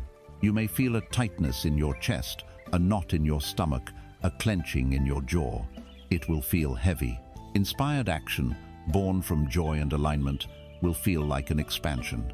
You may feel a lightness in your chest, a sense of excitement, a feeling of opening up. It will feel light, even if the task itself is challenging. This is your infallible guidance system. Trust the feeling of expansion. Be patient with the feeling of contraction. This is a skill, and like any skill, it gets stronger with practice. You are learning an entirely new way to navigate your life. You are putting down the heavy weapons of the soldier who must fight for every inch of ground, and learning the graceful steps of the dancer who moves in perfect, joyful rhythm with the music of the cosmos. Your actions will become fewer, but they will be amplified with the power of the universe itself. They will be precise, effective, and miraculous. You will achieve more with less effort than you ever thought possible. You have learned to listen for the sacred spark, to act only on the clean, bright, energizing fire of inspired action. This is a monumental shift. It is the difference between fighting your way upstream and gracefully paddling with the current. When you move from this place of alignment, you begin to experience a sense of flow, of ease, of rightness. But even here, on this more graceful path, the cunning ego sets one final, subtle trap. It is the trap of expectation, the chain of attachment. You may have acted from a pure, inspired impulse, but the mind can still rush in and demand a very specific reward for your efforts. This is the attachment to the fruit of your action, and it can turn the most joyful, inspired dance back into a stressful, anxious march toward a destination. To find true, unshakable peace and effortless results, we must now learn the final art of release, the art of joyful detachment. When you act, even from inspiration, the ego immediately attempts to form a contract with the universe. It says, "I have done my part. I have followed this intuitive nudge. Therefore, reality owes me this exact result, in this exact time frame, and it must look exactly the way I have pictured it." This creates a rigid and brittle prison of expectation. It is the tyranny of how sneaking in through the back door. You may have surrendered your need to control the initial steps of the journey, but you are now trying to exert absolute control over the final outcome. You become fixated on how the success should appear, how the money should manifest, how people should react to your creation. This attachment throws you onto a violent emotional roller coaster. When external events seem to align with your desired outcome, a positive email arrives, a sale is made, you feel a surge of elation. But when a small, unforeseen obstacle appears, a delayed response, a minor criticism, you plunge into despair, frustration, or anger. Your inner peace becomes a hostage to external circumstances, entirely dependent on a world that is, by its very nature, unpredictable and uncontrollable. You have handed the keys to your happiness over to the whims of the world, and you are no longer free. This gives rise to a profound inner conflict, the battle between finding joy in the process versus feeling anxiety for the prize. There are two fundamentally different ways to engage with any action. The first is to be so completely absorbed in the act itself that the action becomes its own reward. Think of a writer who is in love with the simple feeling of words flowing onto a page. Think of a carpenter who is mesmerized by the texture of the wood and the precision of a joint. Think of an entrepreneur who finds deep satisfaction in the creative challenge of solving a complex problem. In this state of being, you are fully present. Your power is not projected into a future outcome. It is concentrated in the here and now. The joy is in the doing. This is a state of profound power and peace. The second way to engage is to constantly look past the present action, focusing only on the prize it is supposed to deliver. This is the writer who hates writing, but dreams only of the bestseller list. This is the carpenter who sees the wood only as a means to a paycheck. This is the entrepreneur who endures the daily challenges only for the sake of a future buyout. In this state, the present moment becomes a tedious chore, an obstacle to be overcome on the way to the real reward. But since life is only ever lived in the present moment, this is a recipe for a life of perpetual dissatisfaction. You are always living in a future that never arrives, and the joy of creation is replaced by the constant, low-grade anxiety of, are we there yet? To liberate yourself from this trap, you must embrace the wisdom of the master archer. A true master of archery knows precisely where their power begins and where it ends. Their domain of power is in the process. It is in their grounded stance, their calm and steady breath, the focused gaze of their eye, the smooth, powerful draw of the bowstring, and the clean, crisp release of the arrow. The perfection of this shot, this present moment action, is their art and their fulfillment. Once the arrow has left the bow, its journey is no longer entirely theirs. It is now in partnership with forces beyond their control, the subtle shifts in the wind, the pull of gravity, the humidity in the air. The wise archer does not chain their happiness to the arrow hitting the absolute center of the target every single time. They find their success and their joy in the perfection of their form, in the purity of their release. They trust that a perfect shot, an action performed with total presence and excellence, has the greatest possible chance of finding its mark. They fall in love with the flight of the arrow, not just its landing. This is the essence of detachment. It is not about not caring for the result. It is about caring so deeply for the quality of the action that the action itself becomes the prize. This detachment unlocks a universe of possibilities. When you are rigidly attached to one specific outcome, you are blind to all others. You are telling the infinitely creative universe, thank you for your endless possibilities, but I am only interested in this one limited version that my small mind has conceived. The universe may have a far more elegant, joyful, and abundant outcome waiting for you, one that you could never have predicted. It may be preparing a surprising detour that leads to a destination even more magnificent than the one you were aiming for. But you cannot see it. You will miss the signs. You will fight against the helpful current because you are fixated on your own map. To release your attachment is to say to the universe, I have performed my part with all my presence and love. I have shot the arrow with the best of my ability. Now, I trust you. Surprise me, delight me.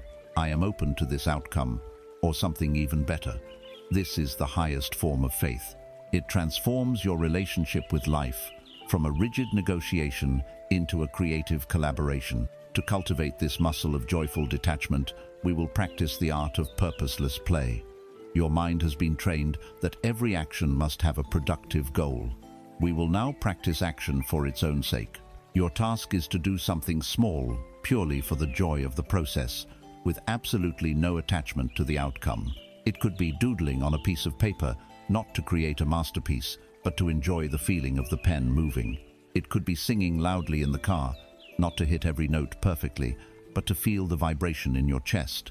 It could be reorganizing a single bookshelf, not to achieve a perfect design, but to enjoy the simple satisfaction of creating order. Dance to a song in your living room. Write a single paragraph of a story you will never show anyone. Mindfully savor the preparation of a cup of tea. In these small moments, you are retraining your nervous system. You are teaching your being how to find reward and fulfillment in the doing, not in the done. You are decoupling action from expectation. This practice will spill over into all areas of your life. You will begin to find more joy in your work, more peace in your projects, and more power in your creative process. You will learn to love the beautiful soaring flight of the arrow, trusting with a calm and joyful heart that it will always land exactly where it needs to. You are learning to move in a new way, to act from the clean fire of inspiration, and to release your creations with the graceful detachment of the master archer. Life, however, is a continuous series of choices, a path that constantly forks, presenting you with new directions. In these moments of decision, large and small, how do you navigate? How do you know with certainty which path is aligned with the universal flow and which leads back into the weeds of struggle? Your logical mind, with its endless pro-con lists, can build a convincing case for any option. It is a brilliant but easily swayed advocate, often arguing on behalf of fear or ego. But you were born with another guidance system, an older, wiser, and infallibly honest counselor, one that you have been taught your entire life to ignore. It is time to reclaim this lost inheritance. It is time to learn to listen to the profound wisdom of your body, the unerring compass of your soul. We live in a civilization that worships at the altar of the intellect. We have become profoundly disconnected from the very ground of our being. From our earliest schooling, we are trained to analyze, to reason, to gather data, and to trust only what can be proven with logic and numbers. The mind is crowned king. The body, in this kingdom, is treated as little more than a beast of burden, a machine whose purpose is to carry the head from one meeting to another. Its own intelligence is completely disregarded. That gut feeling you have about a person is dismissed as unscientific prejudice. That wave of excitement about a risky idea is labeled irrational exuberance. The heavy feeling of dread you get when thinking about a perfectly good opportunity is diagnosed as anxiety or a fear of success, something to be overcome or medicated. We have been taught to live our lives from the neck up, completely divorced from the rich, nuanced, and deeply intelligent feedback loop of our own physical form. The tragic consequence of this great disconnection is that we make choices that are logically sound but spiritually bankrupt. We agree to commitments that make sense on a spreadsheet but feel like a slow death in our cells. We build lives that look impressive from the outside but feel hollow and dissonant on the inside because we have consistently overruled the wisest counsel we will ever have. This creates a constant, draining inner conflict, the battle between the head and the body. Imagine you are offered a new job. Your mind, the logical king, immediately lays out its case. The salary is a significant increase. The title is prestigious. It offers security and a clear path for advancement. Your friends and family would be impressed. The mind concludes with unassailable logic. This is the right choice. You would be a fool to say no. And yet, as your mind presents this flawless argument, what is your body doing? Every time you imagine yourself in this new role, a subtle knot forms in your stomach. Your shoulders feel heavy, as if a weight has been placed upon them. When you think about accepting the offer, you do not feel a surge of excitement, but a subtle, pervasive feeling of dread. Your energy drains away. Your body is screaming no in its own silent, powerful language. Here lies the agony of the modern human. Whom do you trust? Do you trust the convincing, articulate, and rational arguments of your mind? Or do you trust the vague, non-verbal, and irrational sensations of your body? The conditioned response is to trust the mind. We tell ourselves, I'm just nervous about the change, or I need to push past my comfort zone. We accept the job. and we commit a small but profound act of violence against our own soul, beginning a path that, for all its external rewards, will slowly drain us of our life force. Here is the truth you must integrate to walk the path of ease. Your body is an exquisitely sensitive instrument. It is a compass, and its needle is constantly, unfailingly pointing toward your energetic, true north, the direction of your highest path, your greatest joy, and your most effortless unfolding. Your body cannot lie. The mind is a master of rationalization. It can twist itself into pretzels to justify a decision based on fear, ego, or the desire for approval. The body has no such agenda. Its only concern is your wholeness and well-being. It operates on the simple binary language of energy, expansion and contraction. A choice, a person, or a situation that is in alignment with your true north will always, without fail, create a sensation of expansion in your body. You will feel a lightness, an openness, a sense of excitement or peace, a feeling of forward motion. It feels like a yes. A choice that is out of alignment will always create a sensation of contraction. You will feel a tightness, a heaviness, a knot in your stomach, a sense of dread, a feeling of resistance.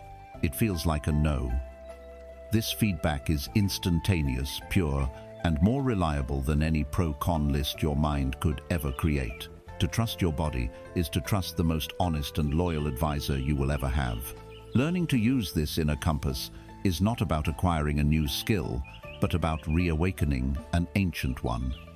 Here is a simple practice to begin. The next time you face a choice, even a small one, find a quiet moment. Close your eyes. Take a few deep breaths to settle your mind. First, fully bring to mind option A.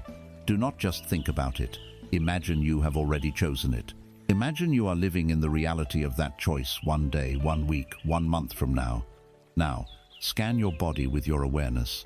What do you feel? Is there a lightness in your chest, an opening, or is there a tightness, a heaviness, a knot in your solar plexus? Do not judge the sensations, just notice them. Then, consciously let go of that reality. Take another deep breath.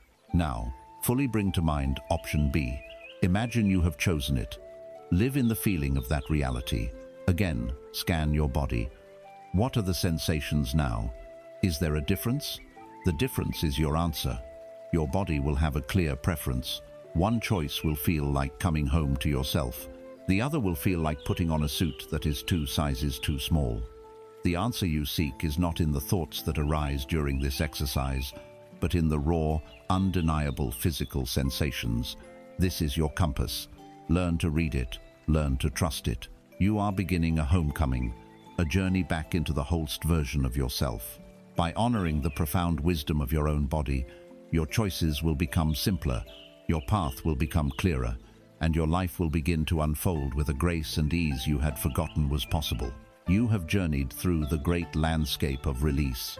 You have learned to empty your hands of the past, to surrender your anxious grip on the future, to quiet the mind, and to trust the wisdom of your body.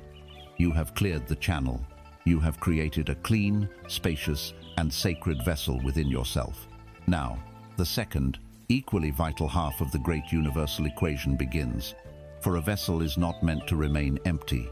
Its purpose is to be filled. Having mastered the art of letting go, we must now dedicate ourselves to mastering the profound and often misunderstood art of receiving. Do not be mistaken. Receiving is not a passive act of waiting. It is an active and courageous skill. It is the conscious and deliberate opening of your entire being to the ceaseless generosity of the universe. For many of us, this is the most difficult part of the journey.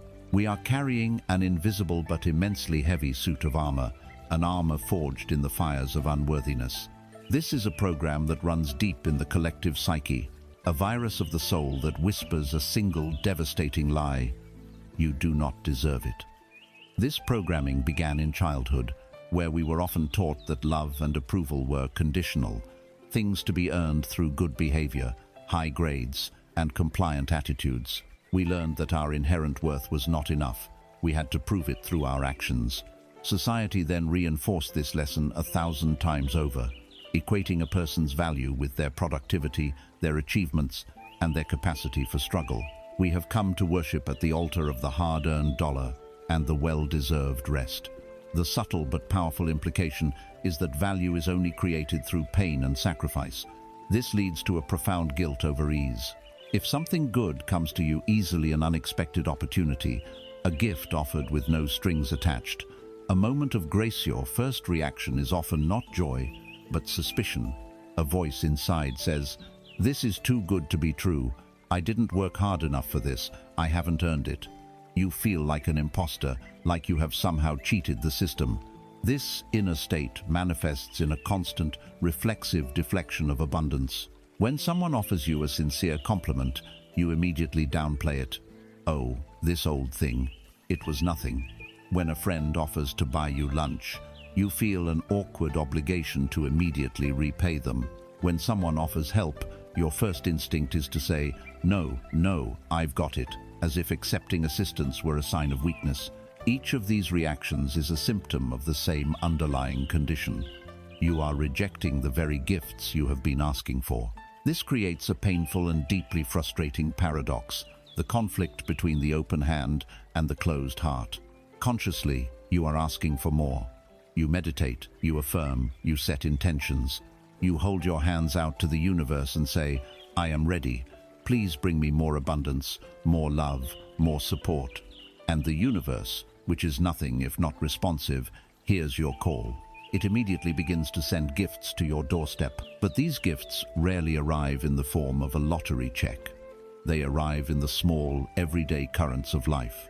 They arrive as the friend who offers to help you move, as the stranger who holds the door for you, as the creative idea that feels effortless and joyful, as the sincere compliment that seeks to validate your worth. And what do we do when these emissaries of abundance arrive? We reject them. The gift is offered, and our subconscious program of unworthiness takes over. We feel the awkwardness, the guilt, the suspicion. We say, "No, thank you," and we close the door. We then turn back to the universe and cry out in frustration, "Why are you not answering me? I keep asking, but nothing ever comes." But the gifts are arriving constantly. The delivery trucks of the cosmos are lined up outside your house.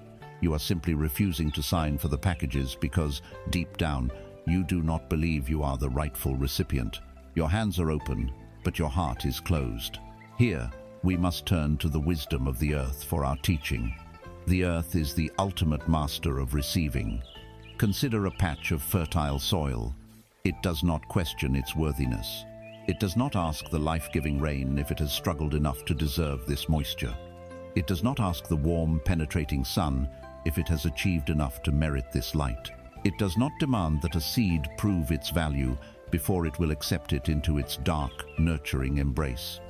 The power of the soil lies in its radical, unconditional, and silent openness. It is simply and profoundly receptive. Its nature is to receive. This is your true nature as well. Your worthiness is not something you must build, earn, or prove. It is your birthright. It is inherent in the very fact of your existence. You are worthy of all the abundance of the universe simply because you are an expression of the universe, just as a wave is inherently worthy of the entire ocean. The only thing standing between you and the infinite flow of well-being is the drawbridge of your own mind, which you keep raised out of a mistaken belief that you must defend yourself or prove yourself worthy of the king's riches. The king is constantly trying to send his gifts. Your only job is to lower the bridge. To begin this practice of lowering the drawbridge, of building your receiving muscle, we will start with something small and common. We will start by learning to truly receive a compliment. A compliment is a small, energetic gift. It is a packet of positive energy that someone is offering you freely. The conditioned reflex is to deflect it, to throw it back, to deny it. This is a rejection of the gift. From now on, you will do something different. The next time someone offers you a compliment, you will perform a simple three-step ritual. First, you will pause. Do not rush to respond. Just stop for a single second. Second, you will take a quiet breath and make gentle eye contact with the person. This creates a moment of genuine connection. Third, you will say, simply and clearly, "Thank you." And as you say these words, you will do something radical. You will actually take it in. Imagine their positive words, their gift of energy, as a warm light. And with your breath, you will draw that light into the center of your chest. Feel it land. Feel it be absorbed into your being. You may feel awkward at first. That is simply the old armor resisting its removal. Persist. By practicing with something as simple as a compliment, you are retraining your entire nervous system. You are teaching your body, on a cellular level, what it feels like to be open and receptive. You are strengthening your ability to say yes to the universe. And the more you practice saying yes to the small gifts, a compliment, a cup of coffee, an offer of help, the greater your capacity will become to say a resounding yes when the universe offers you the larger miracles that have been waiting for you all along. You are learning to trust its generosity, and even more importantly, you are learning to finally accept your own undeniable worthiness to receive it all. You are learning the art of receptivity, of lowering the drawbridge to your heart and allowing the universe's gifts to flow in. You are cultivating the fertile soil of your inner being. Now, we must learn how to speak to this soil, how to issue clear, powerful instructions that command the seeds of our desires to take root and grow. We will now reclaim the most intimate, most constant, and most unconsciously used creative tool you possess, the power of your word. This is not about mere positive thinking. This is about understanding that your words are not passive descriptors of your reality. They are active, vibrational spells that are continuously shaping your reality, whether you are aware of it or not. It is time to move from being an unconscious spellcaster to a master of the sacred decree. For most of your life, you have used the divine power of language against yourself. Listen to the common grammar of human conversation. It is a litany of lack. We say, I am drowning in debt. I am sick and tired of being broke. I can't afford that. It's just my luck to have this happen. Making money is so hard. Each of these phrases, spoken with feeling and repetition, is a powerful affirmation. It is a command sent directly to your subconscious mind, which, like a faithful servant, immediately gets to work to make that reality true for you. It is an energetic decree sent out into the mirror of the universe, which has no choice but to reflect back to you more experiences of drowning, of sickness, of tiredness, of things being hard. The two most powerful words you will ever speak are, I am. Whatever you attach to these words becomes your reality. We casually say, I am so disorganized. I am always exhausted. I am terrible with technology. And our being organizes itself around these commands. Your cells listen, your energy field listens, the universe listens, and they all conspire to give you precisely the experience you have decreed for yourself. We even use complaint as a form of social bonding. We gather with friends and compete to see who has the most stressful job, the worst boss, the bleakest financial outlook. We participate in a collective ritual of negative enchantment, reinforcing our shared prison of limitation. You have been a masterful creator all along, but you have been unconsciously creating the very life you claim you do not want. Naturally, the logical mind rebels against the simplicity of this truth. The inner cynic, trained in a world of effort and evidence, scoffs at the idea of positive affirmations. It says, this is foolish. I can't just say I am wealthy when my bank account is empty and expect it to be true. I'm just lying to myself. This skepticism is understandable, but it is based on a profound misunderstanding. Notice that you have no trouble believing your negative declarations. When you say, I am so tired, you believe it instantly, and you feel more tired. When you say, this is going to be a disaster, you believe it, and your body floods with the anxious chemistry of dread. You are already an expert at creating reality with your words, but you have been pointing your creative wand in the direction of what you fear. The invitation is not to lie to yourself.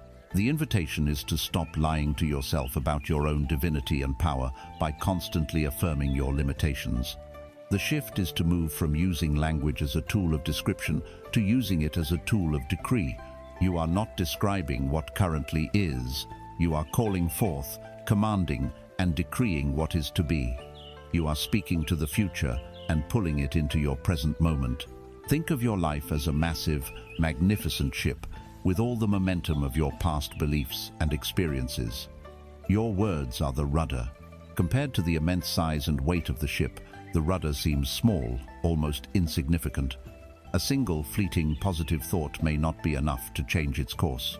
But a conscious, deliberate, and sustained turning of the rudder, a consistent practice of speaking your new reality into being, will, by the laws of physics and metaphysics, inevitably and powerfully change the direction of the entire vessel.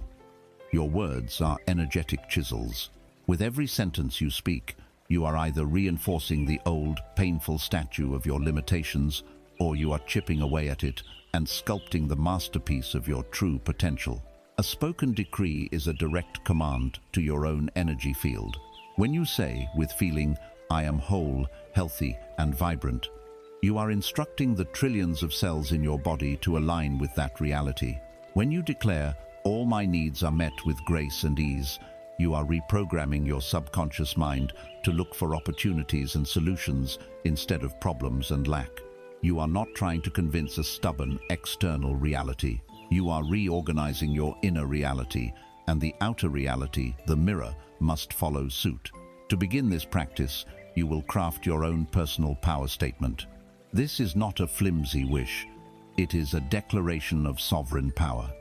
There are 3 simple rules. First, it must be in the present tense, using the powerful words, "I am," not "I will be" or "I hope to be." I am. Second, it must be stated in the positive. The subconscious does not process negatives well. Instead of, "I am not in debt," you would declare, "I am financially free and abundant." Third, it must feel good and expansive to you. You are crafting your new truth, so make it beautiful. An example could be, "I am a joyful and gracious receiver of expected and unexpected abundance." Or, "I am in perfect harmony with the flow of wealth, and all my needs are always met." Choose words that resonate with you. Once you have your decree, do not just repeat it mechanically. Speak it with feeling. The best practice is to stand before a mirror, look yourself in the eye, and declare it aloud. Let yourself feel the truth of the words in your body. At first, it may feel strange. The inner cynic might laugh. Ignore it. You are the captain of the ship, and you are giving a new command. The old, mutinous crew members will eventually fall in line. You are reclaiming the most sacred and creative gift you were given. You have been using this gift to build a prison. Now, you will use it to build a palace. You will speak your desired world into being, one powerful, deliberate, and loving word at a time. You have tuned your being with gratitude and claimed your creative authority with the spoken decree. Your energy is shifting. The channel between you and the universe is clearing. As you persist in this practice, you will begin to notice a change. Small synchronicities, unexpected opportunities, and new streams of abundance will begin to flow into your life. But as this flow increases, you may encounter a strange and subtle barrier, a hidden dam within your own consciousness. You have opened the tap, but how large is the vessel you are holding beneath it? We must now turn our attention to the size of our container. For the universe, in its infinite wisdom, will never pour a gallon of water into a thimble. Your capacity to receive is just as important as your willingness to ask. Most of us are unaware that we have a self-imposed upper limit on the amount of abundance, success, and even happiness we allow ourselves to experience. Think of it as a subconscious financial thermostat. You have a set point, a level of wealth that feels normal and safe to you. If your finances drop below this set point, you are spurred into immediate, focused action to get back up to your comfort zone. But the opposite is also true. If you experience a sudden windfall, a large bonus, a successful project, an unexpected inheritance that pushes you significantly above your set point, a quiet alarm goes off in your psyche. You will then, through a series of seemingly unrelated and unconscious acts of self-sabotage, find ways to get rid of the excess, to return to your familiar baseline. You might suddenly feel a compulsive urge to make a frivolous purchase. An unexpected major expense will mysteriously appear. You might make a foolish investment or lend money that you know you will never see again. This is not bad luck. This is your inner thermostat, faithfully regulating your reality to keep you within the confines of what you believe you can handle. What creates the walls of this container? What are these hidden fears of having too much? For many, it is the fear of new responsibilities. We subconsciously believe the old adage, more money, more problems. We fear that greater wealth will bring greater complexity, endless decisions, and a crushing weight of management we are not equipped to handle. For others, it is the fear of how our relationships will change. Will people treat us differently? Will friends become jealous or resentful? Will new people only be interested in us for our money? We fear that wealth will isolate us, cutting us off from the simple, authentic connections we cherish. There is also the deep-seated fear of loss. If we have more to lose. The thought of acquiring great wealth only to lose it all and be seen as a failure is so terrifying that many of us subconsciously choose to never have it in the first place. And for some, there is a subtle but powerful loyalty to the financial struggles of our family or our tribe. A part of us may feel that to become vastly more successful than our parents or peers would be a form of betrayal, an act that would sever our connection to our roots and leave us belonging nowhere. These fears of responsibility, of judgment, of loss, of isolation are the invisible bricks that build the walls of your container, limiting how much good you are actually willing to let into your life. This creates a frustrating inner conflict between your conscious desire for more and your subconscious need for safety. You are a driver with one foot on the accelerator and one foot firmly on the brake. You consciously work toward your goals. You push, you strive, you affirm. You see progress. The business grows. The promotion is in sight. The income increases. You feel the thrill of acceleration. But as you approach the upper limit of your container, the edge of your comfort zone, the subconscious fear kicks in. The foot on the brake slams down. This is the moment of self-sabotage. You inexplicably lose focus on a critical project. You pick a fight with your most important client. You procrastinate on the very actions that would lead to your breakthrough. This conflict is the source of the maddening yo-yo effect that many people experience in their lives. They cycle endlessly between periods of success and periods of setback, always returning to the same familiar level of struggle. They feel they are taking 2 steps forward and 1.5 steps back, never truly breaking free. They are not unlucky. They are simply living within the strict, self-imposed capacity of their own container. The solution, then, is not to beg the universe for more, but to consciously and deliberately expand your container so that the universe can give you more.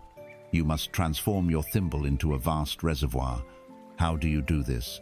You expand the walls of your container by healing the fears that built them. You do this by strengthening your sense of self-worth, by affirming that you are not only capable but deserving of managing great abundance with wisdom and grace. You do this by changing your internal identity. You must stop seeing yourself as a small, limited being struggling to get by, and start seeing yourself as a vast, expansive consciousness through which the abundance of the universe is delighted to flow. Stop identifying with the small box of your current circumstances and start identifying with the limitless, open sky of your true potential. Your container should have no lid. To begin this expansion process, we will use the power of your imagination as a rehearsal for your nervous system. This is your practice. Find a quiet space where you can relax. Close your eyes. Now, visualize your reality with a new level of abundance. Imagine looking at your bank account and seeing a 0 added to the end of your current balance. Or picture yourself holding a check for an amount that currently seems large and intimidating to you. As you see this, notice your first reaction. Is it panic, fear, overwhelm? Acknowledge that feeling and then consciously replace it. Imagine yourself looking at that number with a feeling of complete calm, peace, and competence. See yourself nodding slowly and thinking, "Ah, yes, I know what to do with this. This feels normal. This feels right." Now, visualize yourself wisely and joyfully managing this new level of abundance. See yourself calmly paying all your bills, setting aside a portion for investment, donating generously to a cause you believe in, and spending on something beautiful and joyful without a trace of guilt. Feel the peace, the capability, the ease in your body as you do this. You are teaching your nervous system that more is safe. You are normalizing prosperity. You are stretching the walls of your container in the safe, creative gymnasium of your mind. By practicing this, you are sending a new signal to the universe. You are declaring, I am ready. My container is larger now. I am no longer a thimble, afraid of the rain. I am a wide, open lake, ready to receive the downpour. You have begun the sacred work of expanding your container, of transforming your inner thimble into a vast reservoir capable of holding great abundance. But a healthy reservoir is not a stagnant pool. It is a living body of water with a powerful inlet and a generous outlet. Its vitality depends not just on its capacity to hold, but on its willingness to flow. We now arrive at one of the most beautiful and paradoxical truths on the path to wealth. To receive more, you must learn to give more. We will now reframe the act of generosity, moving it from the column of expenditure and loss to its rightful place as one of the most powerful acts of receiving you can possibly perform. At its core, the fear of giving is a direct symptom of the scarcity mindset. It is born from the deep, primal belief that resources are finite and that your personal supply is limited. This is the logic of the clenched fist. The mind, operating from this blueprint of lack, calculates and hoards. It clings tightly to its time, its money, its knowledge, fearing that if it gives any away, it will be left depleted, with less for itself. This is the illusion of the zero-sum game, the belief that for you to win, someone else must lose, or for someone else to receive, you must sacrifice. When we operate from this mindset, we see the world as a place of constant competition, not collaboration.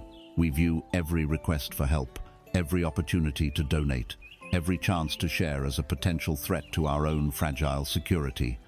And so we hold back. We give conditionally, or we do not give at all. We may even engage in acts that look like generosity, but they are secretly transactions. We give to receive praise, to be seen as a good person, or with the unspoken expectation that the favor will be returned. This is not generosity. This is commerce dressed in noble clothing. True, powerful generosity is an unconditional release, a joyful overflowing with no expectation of return.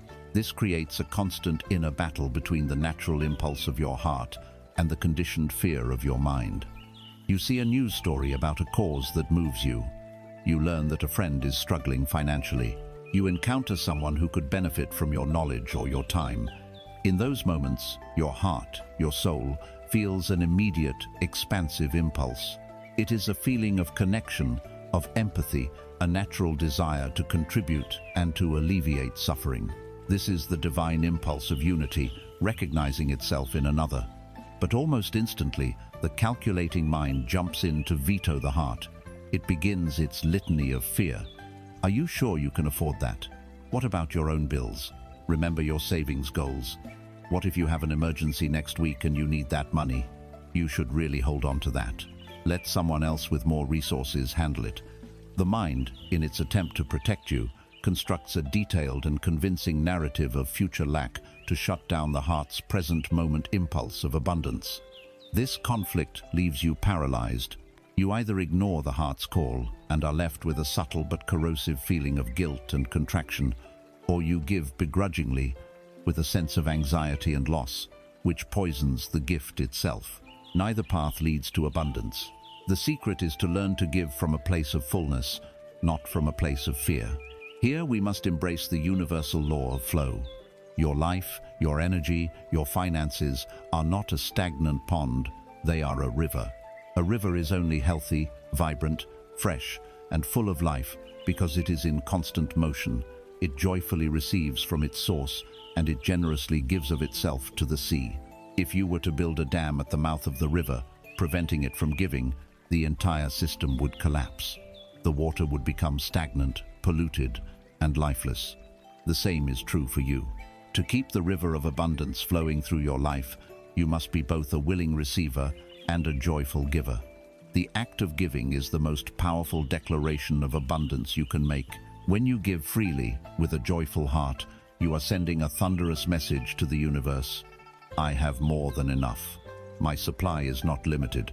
My source is infinite, and I trust it so completely that I can release this energy without fear. This act of joyful release creates what can be thought of as an energetic vacuum. And the universe, which abhors a vacuum, immediately rushes to fill that space, often with a gift far greater than the one you released. You must breathe out to breathe in. You must open your hand to release the old before you can receive the new. Giving is the exhale of the universe. To put this powerful principle into practice, we will begin with small daily acts of conscious generosity. This is your practice. Every day, find one thing to give away with no thought of what you will get in return.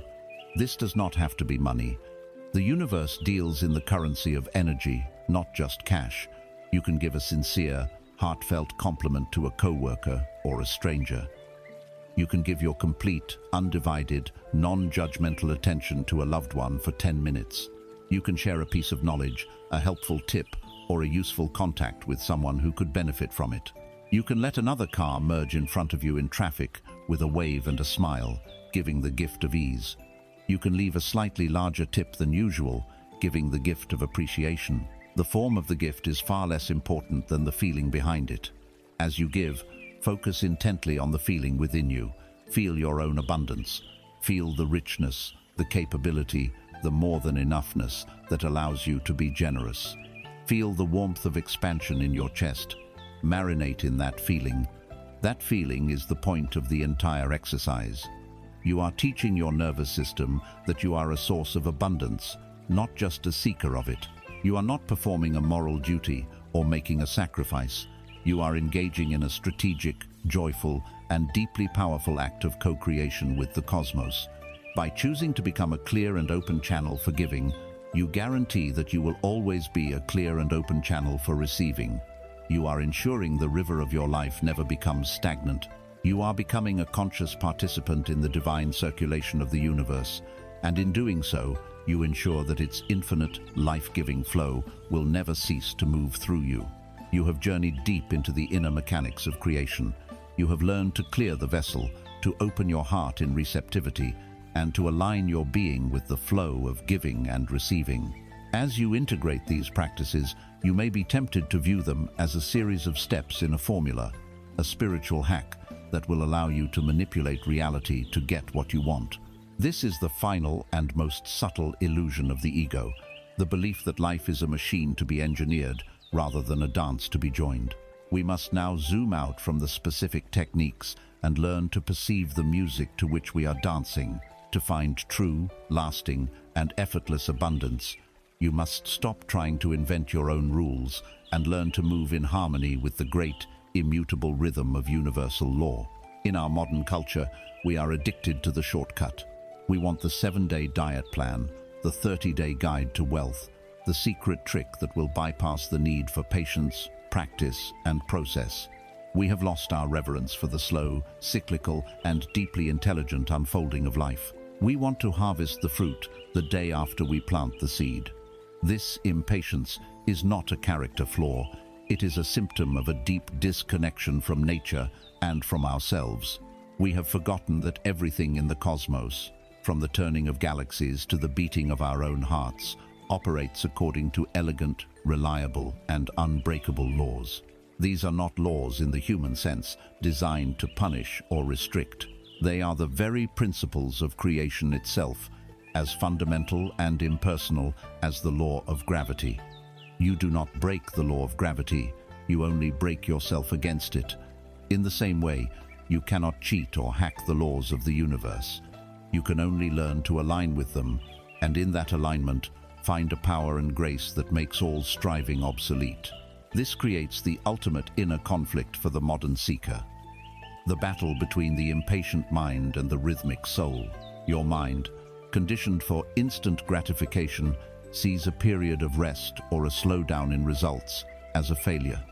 When things are not manifesting on its desired timeline, it panics. It declares, "This isn't working. I must be doing something wrong.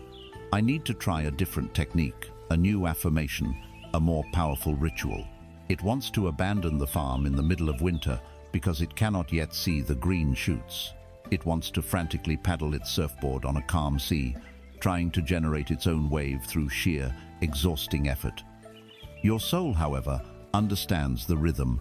It knows that winter is not a failure of summer, but a necessary and sacred part of its cycle.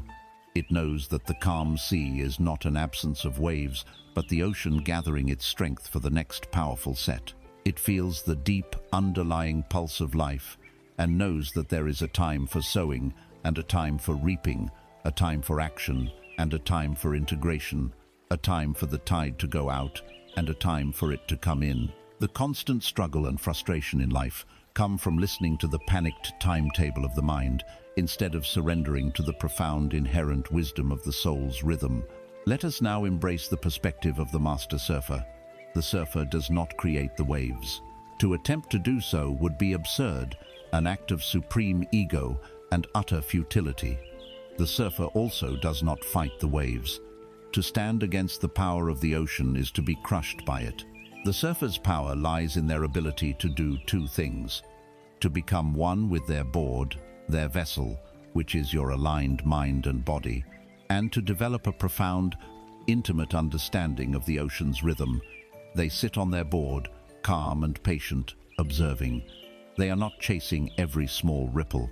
They are watching the horizon, feeling the subtle shifts in the water beneath them, sensing the deep, underwater pulses that signal the formation of a perfect wave. This is the art of aligning with universal law.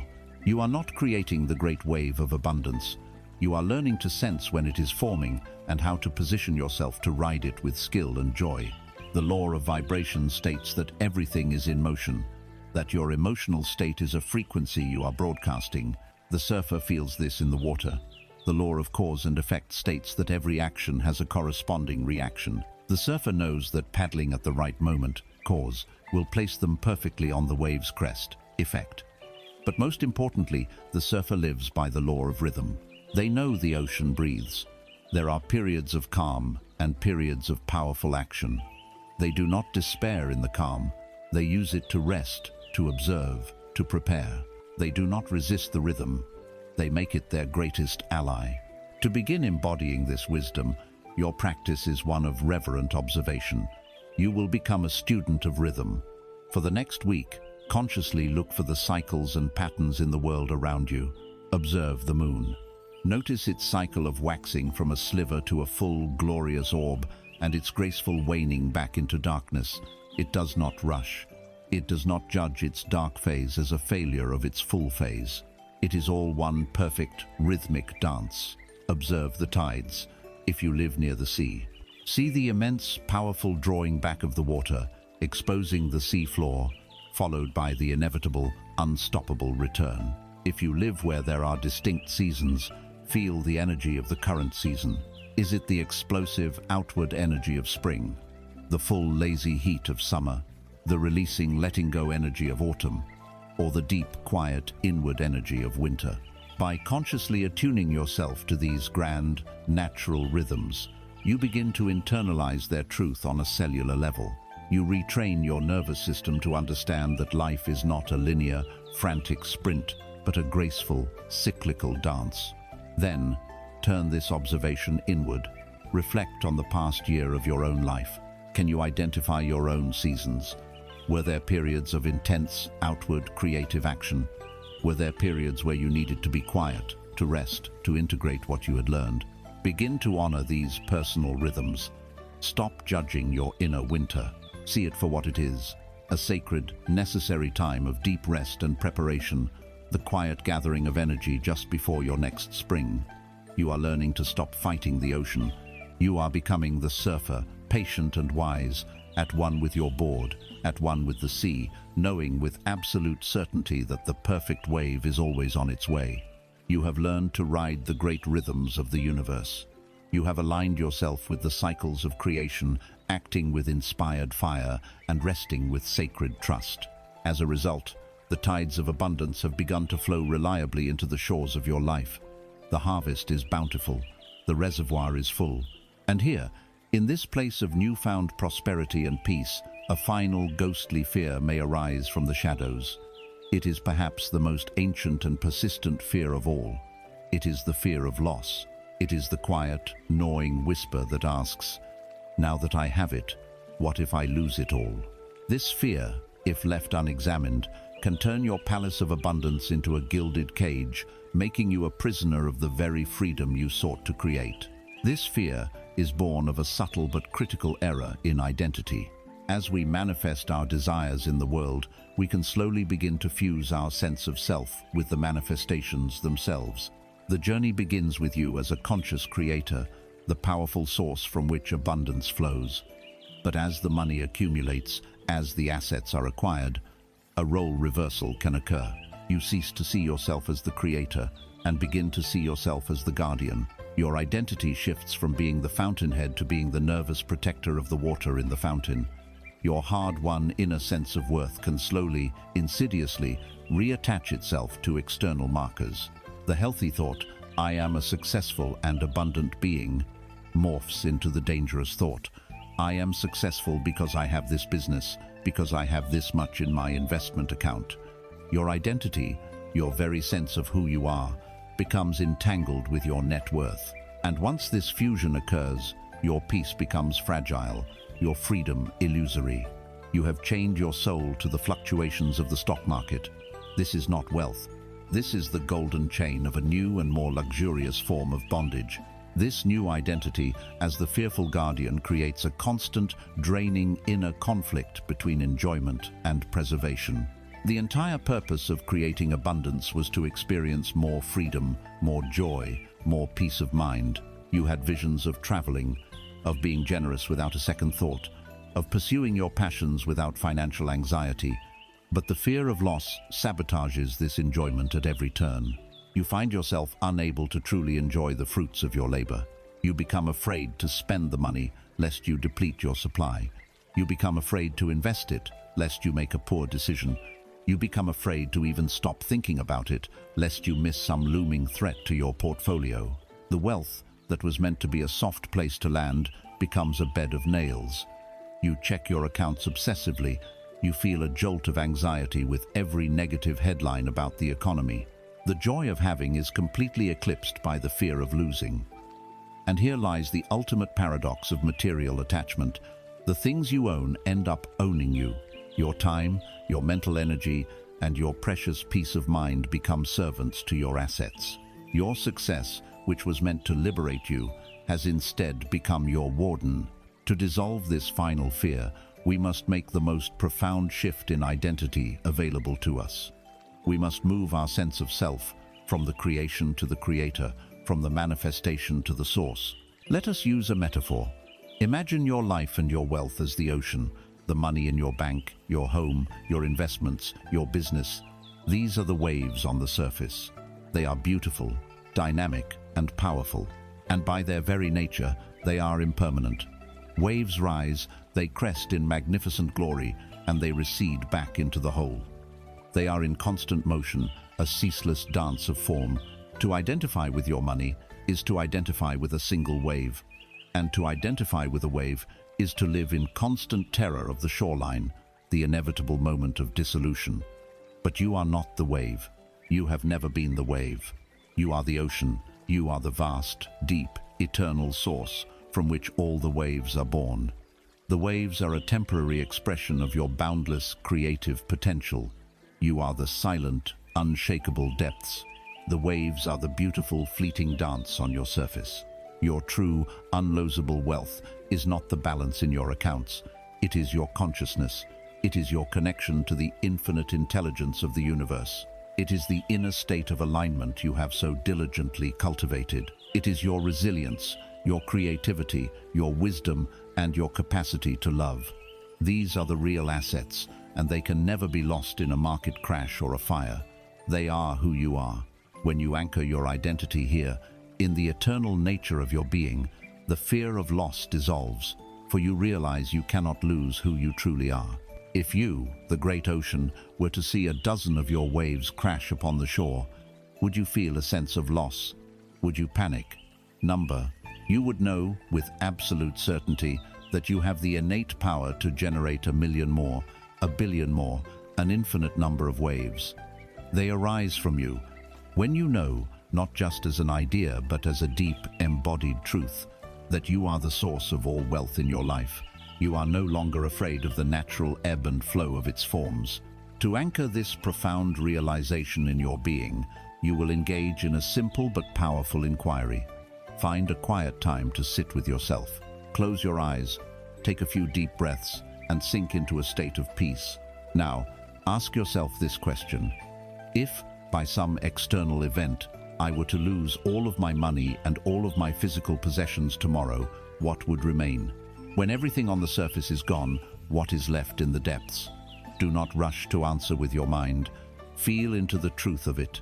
What remains is your courage, your hard-won wisdom, your creativity, your resilience, the knowledge that you have overcome challenges before, your capacity to love and be loved, your connection to the divine source, your skills, your character, your sense of humor, your inner peace.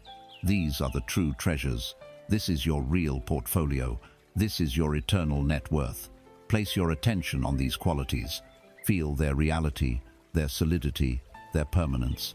By consciously identifying with these unshakable inner assets, you become truly, unshakably free. You can then participate in the world of finance and form, enjoying the beautiful waves of material abundance as they rise and fall, but with the deep, abiding, and peaceful certainty of the ocean, which knows, always, that it is the source of them all. You have walked the path of fire and water, of earth and air. You have learned to release, to receive, to act from inspiration, and to stand, unafraid, as the calm and peaceful ocean from which all the waves of your experience arise. As the deep, abiding fear of loss dissolves, the frantic energy of the guardian melts away. You lay down your weapons, you cease the struggle, and you cross the threshold into a new landscape of the soul, a new way of being in the world. This is not a destination to be achieved, but a presence to be inhabited. It is a state of profound trust and effortless flow. It is what the ancient sages have always called a state of grace. Living in a state of grace is to experience a fundamental shift in your relationship with life. The old paradigm of effort, of pushing, of making things happen through sheer force of will, falls away. It is replaced by a sense of profound allowance. You no longer feel like you are fighting your way up a treacherous river. You feel as though you are being carried by its gentle, powerful current. Things you need appear, seemingly out of nowhere. The right people and opportunities present themselves at the perfect moment, without any strenuous networking or striving. Solutions to complex problems arrive not through anxious analysis, but as quiet flashes of insight during a peaceful walk. This does not mean a life without action, but the actions themselves feel different. They are light, joyful, and effective, imbued with a power that is not your own. It feels less like you are doing things, and more like life is gracefully doing things through you. The constant, low-grade hum of anxiety that once underscored your every waking moment is replaced by a deep, quiet, and unshakable trust. It is not a blind, naive faith, but a deep knowing, born from your own lived experience, that the universe is fundamentally benevolent and that you are an unconditionally loved and supported part of it. Your relationship with time itself is transformed. The frantic urgency dissolves. There is always enough time for what is truly important.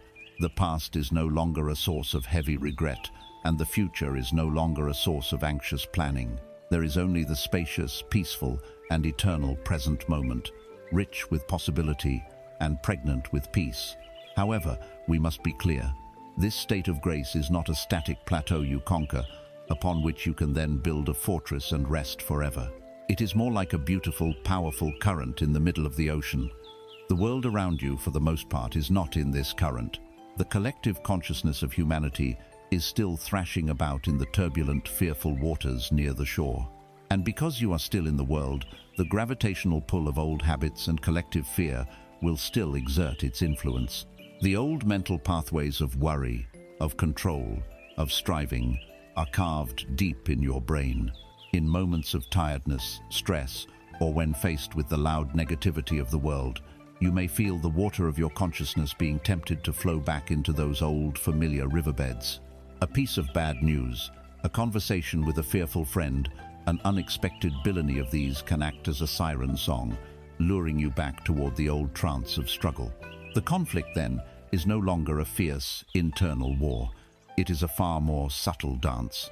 It is the practice of noticing when you have drifted out of the current of grace and gently, without judgment or self-criticism, guiding yourself back into its flow. It is the conscious, moment-by-moment choice to return to trust, to return to peace. Grace is not a place you arrive at. It is a home you are always returning to. Herein lies the most liberating truth of all. This state of grace is not an extraordinary, supernatural state you must strive to achieve. It is your natural state. It is the factory setting of your soul. The struggle, the fear, the constant effort that was the unnatural condition you were taught. Consider the bird. A bird does not struggle to fly. It does not attend seminars on aerodynamics. It simply opens its wings and surrenders to the air, for flight is its nature. Consider the fish in the sea. It does not worry about how to swim. It does not anxiously plan its route. It simply moves, for to be in graceful, fluid motion is its nature. For your entire journey, you have not been adding anything new to yourself. You have been courageously stripping away all that was false, the limiting beliefs, the past traumas, the inherited fears, the illusion of your own inadequacy. You have been unlearning the unnatural state of struggle to reveal the effortless state of grace that has been patiently waiting within you all along. In this state, your relationship with wealth becomes as natural as breathing. It is no longer a goal to be pursued or a possession to be guarded. It is simply the atmosphere of your life. It is the inevitable and unremarkable expression of a being who is living in complete harmony with the abundant, supportive, and benevolent laws of the universe. It is as present, as necessary, and as freely available as the very air you breathe. To keep your awareness anchored in this new reality, you will adopt a gentle daily practice of inquiry. This is not a task to be checked off a list, but a loving orientation of your heart. When you wake in the morning, before the mind begins its daily chatter, ask yourself softly, how can I invite and experience more grace in my day-to-day? This question sets a quiet intention. It opens the door of your perception. It signals to the universe that you are choosing to walk the path of ease. Then, at the end of the day, as you prepare for sleep, reflect for a moment and ask, where did I notice grace at work in my life today? Perhaps it was in a moment of synchronicity, an unexpected kindness from a stranger, a feeling of effortless flow during a task, or simply the peaceful beauty of a sunset. By doing this, you become a connoisseur of grace. You train your mind to seek and acknowledge its presence, reinforcing its reality in your life. You are not just a visitor to this new world, you are learning to become its permanent resident. This is the life that has been waiting for you. It is a life not free of challenges, but free of the inner resistance that turns a challenge into a struggle. It is a life of quiet power, deep trust, and beautiful, effortless unfolding. We have come to the end of a long and sacred path together. You have walked through the valley of the shadow of your own limitations. You have faced the illusions of the chase, the weight of the past, the tyranny of how, and the fear of loss. You have learned to cultivate the fertile soil of your being with stillness and gratitude, to expand your capacity to receive, and to move in rhythm with the great laws of the universe. You have arrived at the peaceful shores of grace, and here, at the culmination of this journey, we must take the final step. It is the step that dissolves all remaining distance, that collapses all separation, that reveals the ultimate truth of who you are and why you are here. It is the realization that will make all seeking unnecessary, now and forever. Throughout this journey, and perhaps for many years before it, you have been a seeker. You have sought knowledge, techniques, and wisdom to improve your life. You have read books. You have listened to audiobooks just like this one. You may have followed teachers, attended seminars, or practiced specific rituals. This is a beautiful and necessary stage of the path, but it contains one final, subtle illusion.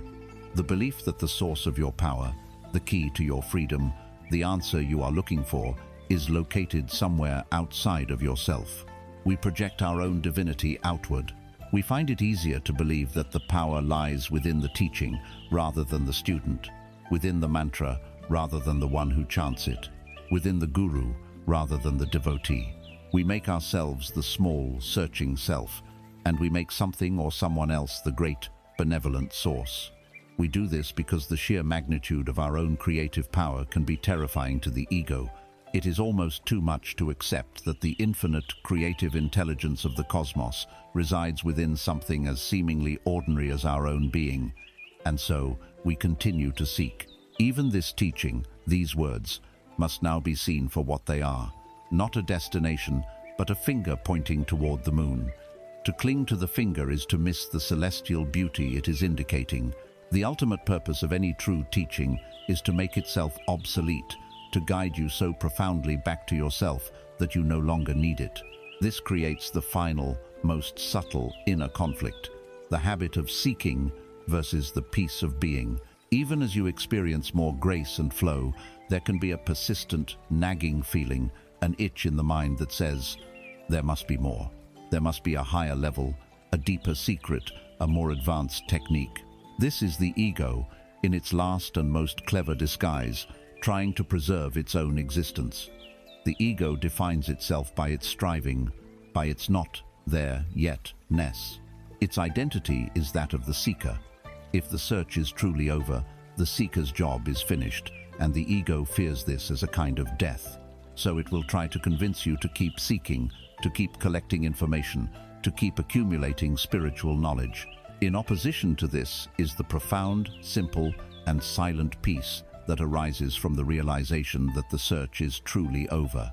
It is the deep, cellular knowing that there is nowhere to go, nothing to do, and no one to become that is more powerful or more divine than who you are in this very moment.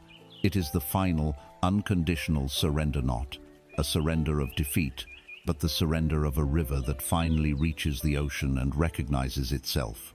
It is the end of all striving, not because of failure, but because of a total and complete arrival at the home you never truly left. Here is the ultimate truth that this entire journey has been leading you toward. You are not a small, separate self trying to attract abundance from a vast, separate universe. This model was a useful scaffold to help you begin your work, but it must now be lovingly dismantled. The truth is far more intimate and infinitely more powerful. The universe is not outside of you. Wealth is not something you pull toward you from a distance. You are not just a magnet for abundance. You are its very point of origin in this world. You are a portal. You are a divine gateway through which the infinite, unmanifest, and formless potential of the cosmos takes form and becomes manifest in this physical dimension. Love, creativity, wealth, and joy are not flying toward you through space. They are emerging from the depths of your own being, flowing through the portal that is you and into the world of form. This changes everything. Your work is no longer about attracting, for that implies separation. Your true work is about allowing. It is not about seeking, but about clearing. Your only job now, your only spiritual practice, is to keep the sacred portal of your own consciousness as open, as clear, and as unobstructed as possible. You do this by releasing the fears, the limiting beliefs, the attachments, and the grievances that act as blockages, as static, as sludge in the divine conduit that you are. To seal this realization not as an idea but as an embodied truth, we will conclude with one final, simple act of self-recognition. Please, right now, place a hand over the center of your chest. Take a deep, slow breath. And for a moment, just feel the warmth of your own hand. Feel the gentle rise and fall of your breath. Feel the subtle electric hum of life force that is present there. This energy that you feel is not just your energy. It is the energy of the entire cosmos, alive and present within you. It is the source of all creation. Now, speaking either aloud or silently in the sanctuary of your own heart, you will make the final, ultimate decree. This is not an affirmation to become something you are not. It is a declaration of remembrance, a statement of the truth that has always been. Say these words with quiet, profound certainty. I am the source. I am the portal. I am open. Feel the resonance of this truth. Feel it quiet the seeker. Feel it dissolve the final vestiges of separation. You are not begging for a key. You are realizing you are the key, the door, and the treasure that lies behind it. The journey of becoming is over. The journey of simply, magnificently, and abundantly being has just begun. We have traveled a long way together, on a path that began in a familiar, modern forest, shrouded in the mist of a quiet anxiety. We began by giving a name to this feeling, not as a judgment, but as a diagnosis. The gentle hum of dissatisfaction that the Buddha called Dukkha. We looked bravely at its source, not in the world outside, but in the inner mechanisms of our own hearts and minds, in the restless river of craving and clinging the world encourages, which the teachings call Tanha. But this diagnosis was not a cause for despair, for we also saw that there is a cure, a possibility of cessation, an end to the storm. We saw the promise of nirvana, not as a distant heaven, but as the potential for profound peace and freedom available to us when the fires of greed, aversion, and confusion are allowed to cool. And most importantly, we were given a map, a practical, humane guide for this journey, the Noble Eightfold Path. We explored how to see the world with clarity and wisdom, how to align our intentions with compassion, and how to make our speech, our actions, and even our livelihood expressions of that inner goodness. We learned to cultivate the mind, to apply gentle, persistent effort, to arrive fully in the present moment through mindfulness, and to steady the heart through concentration. We have looked into the nature of reality itself, seeing the constant flow of impermanence, the illusion of a fixed and separate self, and the deep, interdependent connection of all things. We have touched the boundless heart of compassion, loving kindness, sympathetic joy, and the unshakable strength of equanimity. Our journey has shown us that the path to peace is not found by acquiring something new, by winning a final prize, or by arriving at a final destination. The core of this ancient wisdom is a radical shift in perspective. Peace is not something you get, it is something you are. It is an inner quality, a state of being that is cultivated, moment by moment, with gentle attention and care. The teachings are not rules to be obeyed, but tools to be used. The breath is an anchor. A difficult emotion is a teacher. A moment of frustration is an opportunity to practice. You do not need to retreat to a mountain or abandon your life to begin. The monastery has no walls. Its practice ground is the life you are living right now. The journey to inner peace is a gradual one, a path of 1,000 small steps, not a single dramatic leap. So be kind to yourself. Begin where you are. Use what you have. Do what you can. The path is here, the gate is open, and the very act of taking a single conscious breath is your first step home.